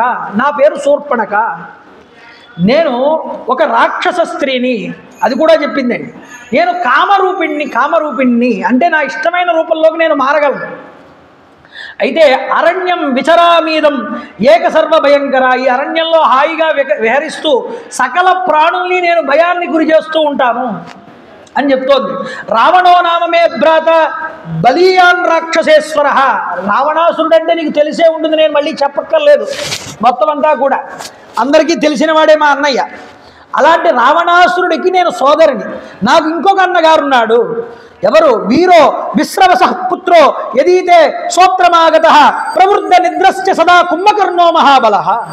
కుంభకర్ణుడు అనేటటువంటి సోదరుడు ఉన్నాడు, వాడు మహాబలవంతుడు, వాడు ఎక్కువ సమయం నిద్రిస్తూ ఉంటాడు. వీళ్ళిద్దరూ కూడా విశ్రవసు ఋషి యొక్క కుమారులు అని చెప్పాడు. చెప్పిన తర్వాత విభీషణస్తు ధర్మాత్మ నతు రాక్షస చేష్టిత. మూడో అన్నగారు ఒకడు ఉన్నాడు, వాడి పేరు విభీషణుడు. వాడికి మా బుద్ధులు కానీ మా లక్షణాలు కానీ ఒక్కటి కూడా వచ్చి చావలేదు. వాడు మాలా ఎప్పటికీ ఉండలేడు. వాడికి రాక్షస గుణమే రాలేదు, మా రాక్షస వంశంలో పుట్టాడు వాడు అని విభీషణుడు గురించి చెప్పింది. చెప్పిన తర్వాత ప్రఖ్యాత వీరౌచరణే భ్రాతరవు కరదూషణవు, నాకు వీళ్ళు మాత్రమే కాదు, నాకు కరుడు దూషణుడు అనేటటువంటి ఇద్దరు అన్నగారులు ఉన్నారు. వాళ్ళు ఇక్కడే దండకారణ్యంలో ఉంటూ ఉంటారు. వాళ్ళ రక్షణలోనే ఈ దండకారణ్యం అంతా ఉన్నది, వాళ్లే పరిపాలిస్తున్నారు ఈ దండకారణ్యాన్ని చెప్పి తామహం సమతిక్రాంత రామ త్వ పూర్వదర్శనాత్ సముపేతాస్మి భావేన భర్తారం పురుషోత్తమ. కాబట్టి నేను ఇంతటి వంశానికి చెందిన దాన్ని, నువ్వు చిరకాలం నాకు భర్తవై నాతో సుఖంగా జీవించు, మనిద్దరం కలిసి ఈ అరణ్యాల్లో విహరిద్దాం. ఇక్కడ ఇంక ఈ సీత ఉన్నదే నీ యొక్క భార్య, నీ సీతతో ఇంక నీకు పనక్కర్లేదు. ఎందుకు అంటే నా అంత అందగత్తె నీ దగ్గరికి వచ్చిన తర్వాత ఇంకా అలాంటి వికృతమైనటువంటి స్త్రీతో నీకు పనే ఉంది. కాబట్టి ఈమె అవయవాలన్నీ ఎగుడు దిగుడుగా ఉన్నాయి, చూడడానికి వికారంగా కనిపిస్తోంది. ఈమె నీకు తగిన భార్య కాదు, ఈమె అంద వికారంగా ఉంది. నువ్వు ఊవను ఈవిని తినేస్తే మన ఇద్దరం కలిసి హాయిగా ఈ అరణ్యాల్లో చెట్టంటా పుట్టంటా హాయిగా తిరగచ్చు. ఇలా అంటే రాముడు అన్నాడు, ఒక నవ్వు నవ్వి కృతాధారోస్మి భవతి భార్యేయం దయితా మమ తద్విధానాంతు నారీణాం సుదుఃఖ సపత్నత. ఓ శూర్పణఖ, నువ్వు అన్నది బాగానే ఉంది కానీ పరిహాసంతో మాట్లాడుతున్నాడండి రాముడు. ఇక్కడ చెప్తున్నాడు వాల్మీకి, స్మితపూర్వమదాబ్రవీత్, స్మితపూర్వకంగా అంటే కాస్త వ్యంగ్యంగా మాట్లాడుతూ అంటే వేళాకోళం అంటారే అలాంటి మాట. అందుకనే భారతంలో చెప్పారు, మనకి మిగతా శాస్త్రాల్లో కూడా చెప్పారు. కొన్ని సందర్భాల్లో ఎగతాళి చేసిన సందర్భాల్లోనూ, వివాహ సమయాల్లోనూ, కొన్ని స్నేహ సంబంధ విషయాల్లోనూ, మైథున విషయాల్లోనూ, కొన్ని ప్రదేశాల్లో మాట్లాడినటువంటి హాస్యాస్పదంగా మాట్లాడినటువంటి అసత్యాలు కూడా లెక్కలోకి రావు అని చెప్పారు.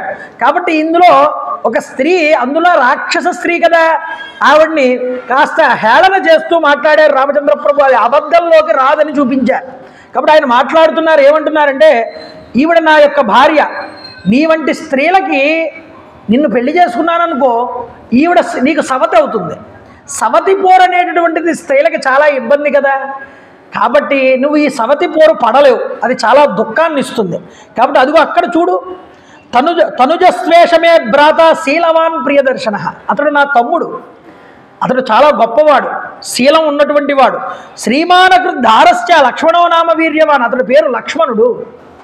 భార్యకి దూరంగా ఉన్నటువంటి వాడు, అంటే భార్య లేదు పక్కన, భార్యను విడిచిపెట్టేసి ఇంటి దగ్గర తాను ఒక్కడే వచ్చాడు. కాబట్టి ఇప్పుడు భార్య అవసరం ఉన్నటువంటి వాడు అతడు. కాబట్టి నువ్వు అతని దగ్గరికి వెళ్ళు, అతడు చాలా అందగాడు, నీకు సరి అయినటువంటి జోడి అని రామచంద్ర ప్రభు చెప్పారు. సరే, అతను కూడా బాగానే ఉన్నాడు, మరీ ఎంత కాకపోయినా అతను బాగున్నాడు అనుకుందిట. వెంటనే అక్కడికి వెళ్ళిపోయింది. ఎందుకు, భార్య ఉంది కదా పక్కన, అతనికైతే భార్య లేదు అని అక్కడికి వెళ్ళింది ఈవిడ. వెళ్ళి వెంటనే ఇక్కడ ఏం మాట్లాడిందో అక్కడ అదే మాట్లాడి అంటోంది, అద్భుతమైనటువంటి రూపం కలిగినటువంటి ఈ సర్వసుందరిని అయినటువంటి నేను నీకు భార్యగా తగినటువంటి దాన్ని, కాబట్టి నువ్వు నన్ను స్వీకరించు ఓ లక్ష్మణ, నన్ను చేపట్టి ఈ దండకారణ్యంలో అంతా కూడా నాతో కూడి విహరించు అన్నది. అంటే లక్ష్మణుడు నవ్వి మొత్తం పైనుంచి కింద దాకా చూసి ఒక నవ్వు నవ్వాట. లక్ష్మణుడు నవ్వి ఆయన అన్నట్టు ఆయన వెటకారంగా మాట్లాడుతున్నాడు. కథ దాస్యామే దాసి భార్యా భవతుమిచ్చసి సోహం ఆర్యేణ వరవాన్ భ్రాత్ర కమలవర్ణిని, నేను మా అన్నగారి సేవ చేయడం కోసం ఈ అరణ్యాలకు వచ్చాను. ఒకవేళ నువ్వు నన్ను వివాహం చేసుకుంటే నువ్వు కూడా వాళ్ళకి సేవ చేయాల్సి వస్తుంది. అంటే రేపటి నుంచి పాచి పని చేయాల్సుకోవలసినటువంటి పరిస్థితి నీకెందుకు రావడం? నీ అందానికి అలాంటిది తగినటువంటి పని కాదు. నువ్వు దాసీ పని కింద చేయడం ఏమిటమ్మా? నువ్వు ఇంత అందగత్తివి, ఇంత అందం పెట్టుకుని నువ్వు దాసీ కింద నాతో పాటు ఊడిగం చేస్తావా? ఇదెక్కడి పరిస్థితి? నిజానికి నువ్వు అన్నావే ఇందాక, ఆవిడ చాలా సన్నంగా ఉంది, వికారంగా ఉంది, చాలా చూడడానికి వికారంగా ఉంది. నువ్వు చెప్పింది 100% రైట్. నువ్వు అంత అందవిహీనమైనటువంటి స్త్రీ పక్కకి వెళ్తే నువ్వు బాగా అందంగా అంతావు. అందువల్ల నిన్ను వివాహం చేసుకుని ఆ తర్వాత చిరాకు వచ్చి మా అన్నగారు ఆవిడనే విడిచిపెట్టేస్తాడు. కాబట్టి నువ్వు వెళ్ళి మా అన్నగారిని చేసుకోవడమే ఉత్తమం, అప్పుడు నేను కూడా నీ సేవ చేస్తానన్నాడు. అవును నిజమే అనుకుంది మళ్ళీ ఆవిడ. వెంటనే రాముడి దగ్గరికి వెళ్ళింది. రాముడి దగ్గరికి వెళ్ళి, రామా, నువ్వు ఏ స్త్రీనైతే చూసుకుని నన్ను వివాహం చేసుకోనంటున్నావో ఆ స్త్రీ చాలా వికారంగా ఉంది చూడడానికి. నువ్వేమో ఆవిడని విడిచిపెట్టనంటున్నావు, నన్ను చేసుకోనంటున్నావు. ఈవిడ ఉండడం వల్లే కదా నువ్వు నన్ను చేసుకోనంటున్నావు.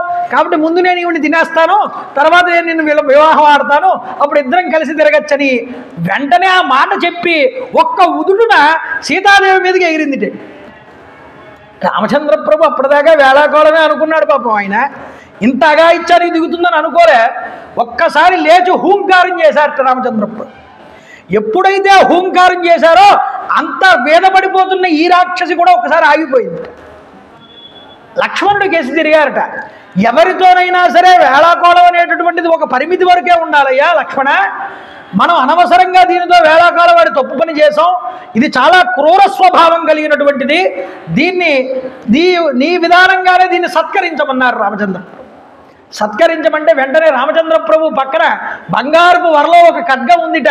ఆ ఖడ్గాన్ని తీసుకున్నాడు వెంటనే లక్ష్మణుడు. ఆలోచించకుండానే వెంటనే దీన్ని ముక్కు చెవులు కత్తిరించాడు. దెబ్బకి ఈ ముక్కులో నుంచి చెవుల్లో నుంచి విపరీతంగా రక్తం కారుతూ ఒళ్ళంతా రక్తసిక్తం అయ్యింది ఈ తాటక్, ఈ యొక్క శూర్పణఖకి. రక్తసిక్తమై లబోదిబోమంటూ రెండు చేతులు పైకెత్తి ఇలా కొట్టుకుంటూ తలని పరిగెత్తుకుంటూ అరణ్యంలోకి పారిపోయింది. చూడండి, ఇలా పారిపోయిన తర్వాత సీతాదేవిని పక్కన కూర్చోబెట్టుకున్నారు రామచంద్ర ప్రభు. లక్ష్మణుడు కూడా వెంటనే అక్కడ కాపలా కాస్తూ ఉండగా పరిగెత్తుకుంటూ జనస్థానంలోకి వెళ్ళింది ఇది ఈ శూర్పణఖ. అందుకనే చుప్పనాతి అంటారు. శూర్పణఖ అంటే మన తెలుగులో ముఖ్యంగా చుప్పనాతి శూర్పణఖ అంటారు. చుప్పనాతితనం అంటే ఏమిటంటే అండి, అవతల వారి యొక్క గొప్పతనాన్ని చూసి ఓర్వలేనటువంటి గుణం. ముఖ్యంగా ఈ ఓర్వలేని గుణం ఏమవుతుంది అంటే, వాళ్ళని అధిగమిద్దాము, వాళ్ళని లేకపోతే శిక్షిద్దాము, వాళ్ళని ఏదైనా నాశనం చేద్దాము అనే గుణం కలుగుతుంది చూడగానే. అంటే ఓర్వలేని గుణం అది. దీన్ని చుప్పనాతితనం అంటారు. అందుకనే చుప్పనాతి శూర్పణఖ అంటారు. అయినా పక్కన పెట్టండి ఇవన్నీ. భగవంతుడు అనేటటువంటి వాడు కామంతో చూసిన, భక్తితో చూసిన, మోహంతో చూసిన, ఎలా చూసినా ఆయన ఏమీ మాట్లాడు. ఆయనకి అలాంటి ఇబ్బంది ఏమీ లేదు. భగవంతుడికి ఇబ్బంది ఏమి ఉండదండి. ఋషులు కోరుకున్నారు, అయ్యా నిన్ను మోహించామన్నారు. ఆయన ఏమైనా అన్నాడా? ఆయన ఏం అనలేదు. అలాగే తిర్యక్ జంతువులు, వానరులు కూడా మోహిస్తారు రాముడిని చూసి. తిర్యక్ జంతువులు, పక్షిరాజు రాముడిని చూసి ఆనందించింది. అంటే తిర్యక్ జంతువులు కూడా రాముడిని చూసి మోహించాయి, రాక్షసులు కూడా మోహించారు. అందులో ఈ రాక్షస స్త్రీ కాబట్టి ఈవిడ కావాలనుకుంది రాముడిని. ఇక్కడ వరకు తప్పు లేదండి. భగవంతుడు ఎవరిని కాదండు. నువ్వే కావాలంటే ఎందుకు కాదంటాడు భగవంతుడు? కానీ అవతల వాడి యొక్క లక్షణాన్ని బట్టి ఇప్పుడు కుదరదు అన్నారే అనుకోండి. ఋషులు ఏమన్నారు? వచ్చే జన్మలో మీకు ఇస్తున్నాను అనుగ్రహం అంటే నమస్కారం చేసి ఆనందించారు. కొంతమంది ఏముంటుందంటే వాళ్ళకి క్రోధం ఉద్భవిస్తుంది. వాళ్ళు అనుకున్నది జరగకపోతే హింసాకాండలోకి దిగుతారు. ఇలాంటి వాళ్ళని రాక్షస ప్రవృత్తి అంటారు. ఇప్పుడు వాళ్ళు అనుకున్నదే వాళ్ళకి జరగాలి. రాముడు పరమాత్మగా భావన చేసి ఆయన్ని మోహించిందే అనుకోండి, రాముడికి ఎటువంటి వికారము లేదు, ఆయన ఏం మాట్లాడలేదు. అందుకనే నేను నిన్ను వివాహం చేసుకుంటాను, నీతో కలిసి తిరుగుతానంటే ఆయన ఏం అనలేదు, ఏం శిక్షించలేదు. ఎప్పుడు శిక్షించాడు?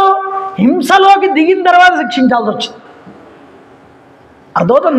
నా మాటను మీరు గట్టిగా పట్టుకోండి. భగవంతుణ్ణి కోరుకోవడం కానీ, నువ్వు ఒక దేన్నైనా కోరుకోవడం కానీ ఇబ్బంది కాదు. కానీ అది నీకు దొరకనప్పుడు దాన్ని నువ్వు హింసాత్మక చర్యలోకి తీసుకువెళ్ళినప్పుడే నువ్వు దండనార్హుడు అవుతావు. భగవంతుడు జోక్యం చేసుకోవాల్సి వస్తుంది, దండిస్తాడు. అందువల్ల లక్ష్మణుడి చేత దండింపజేయించాడు. భగవంతుడిని కోరుకోవడం తప్పు కాదు, కానీ హింసాత్మకంలోకి దిగడం తప్ప మాత్రం అది తప్పు అవుతుంది. అది ఇక్కడ చూపించారు.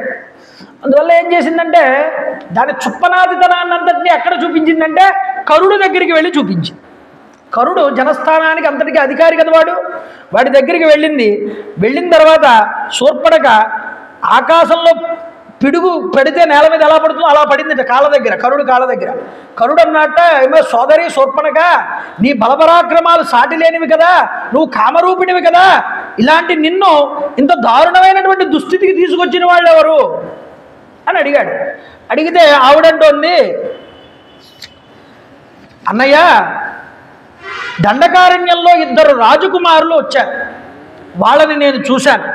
వారు నవయువకులు. అంటే రాముణ్ణి మోహించిందిగా చూడగానే ఇక్కడ కూడా అబద్ధం చెప్పలేకపోతుంది, ఉన్నది ఉన్నట్టు చెప్పేస్తుంది. ఏమని? తరుణౌ రూపసంపన్నౌ సుకుమారౌ మహాబలౌ పుండరీక విశాలాక్షౌ చీరకృష్ణాజినాంబరౌ ఫలమూలాసనౌ దాంతౌ తాపసౌ ధర్మచారిణౌ పుత్రౌ దశరథస్యాస్యాం భ్రాతరౌ రామలక్ష్మణౌ. అంతటి తరుణంలో ఉన్నటువంటి వాళ్ళు రూపసంపన్నులు, నవయువకులు, రూపలావణ్యాలు కలిగిన వారు, సుకుమారం కలిగినటువంటి వారు, బలపరాక్రమాలు కలిగిన వాళ్ళు, మనోహరమైన నేత్రాలు కలిగిన వాళ్ళు, జింక చర్మాన్ని ధరించున్నారు, కందమూలాలు మాత్రమే తింటున్నారు.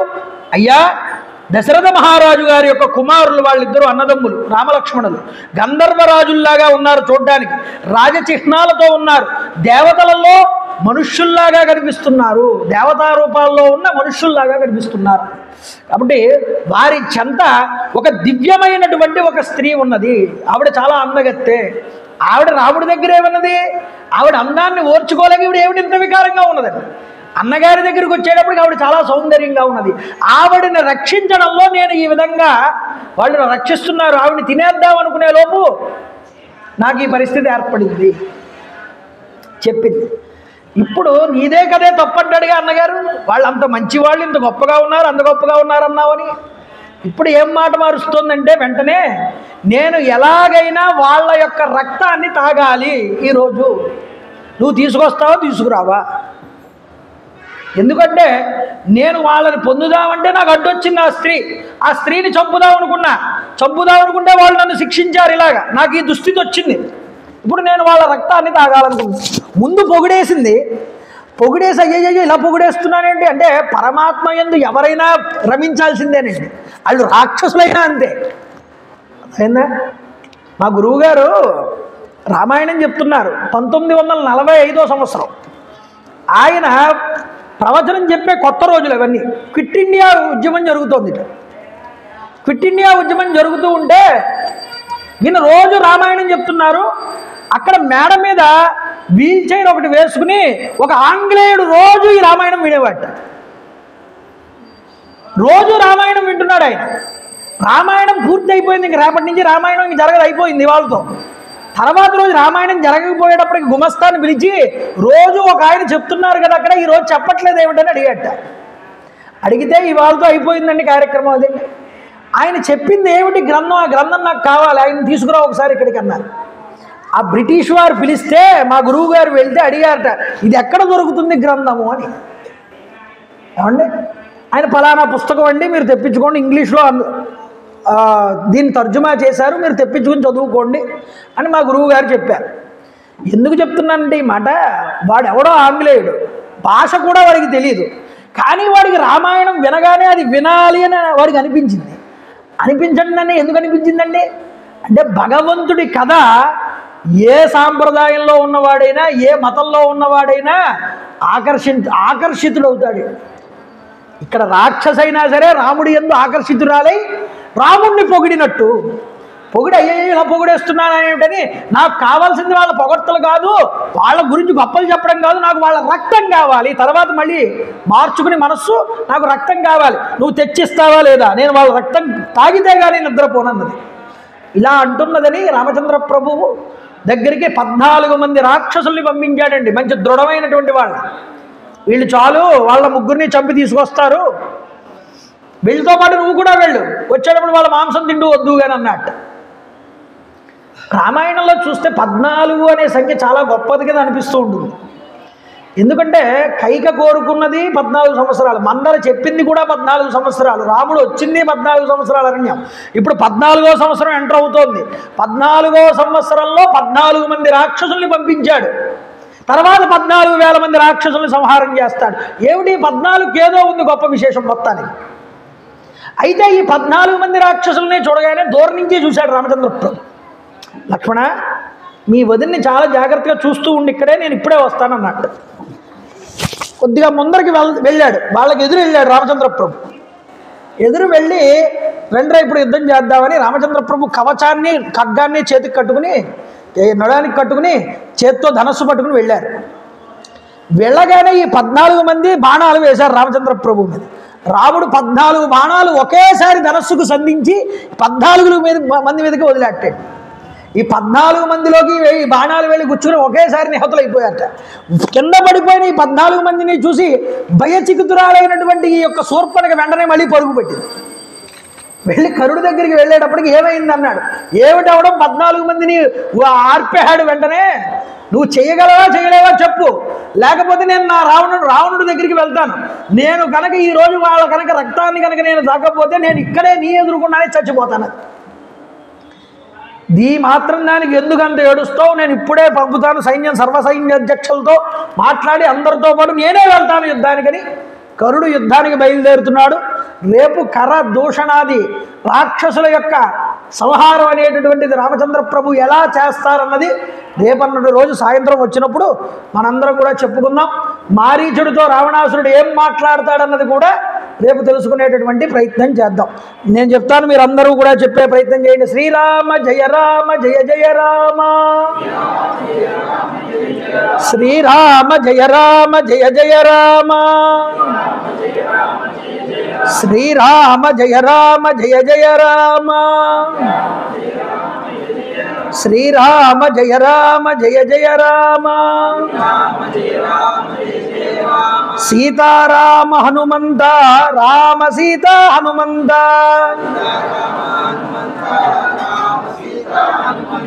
సీతారామ హనుమంత రామ సీతా హనుమంత,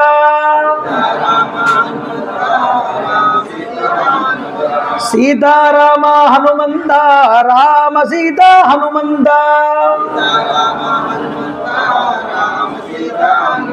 శ్రీరామ జయ రామ కోదండ రామ, శ్రీరామ జయ రామ కోదండ రామ, శ్రీరామ జయ రామ కోదండ రామ, రామ్ రామాయ నమః, రామ్ రామాయ నమః, రామ్ రామాయ నమః, రామ్ రామాయ నమః, రామ్ రామాయ నమః. మంగళాశాసనపరైః పదాచార్య పురోగమైః సర్వైశ్చ పూర్వైరాచార్యై సకృతాయాస్తు మంగళం. కాళే వర్షతు పర్జన్య పృథివీ సత్యశాలిని. జై గురుదేవ దత్త. సర్వం శ్రీ ఉమామహేశ్వర బ్రహ్మార్పణమస్తు. స్వస్తి. గోవింద గోవింద గోవింద. హర నమ పార్వతీపదే. హర హర మహాదేవ.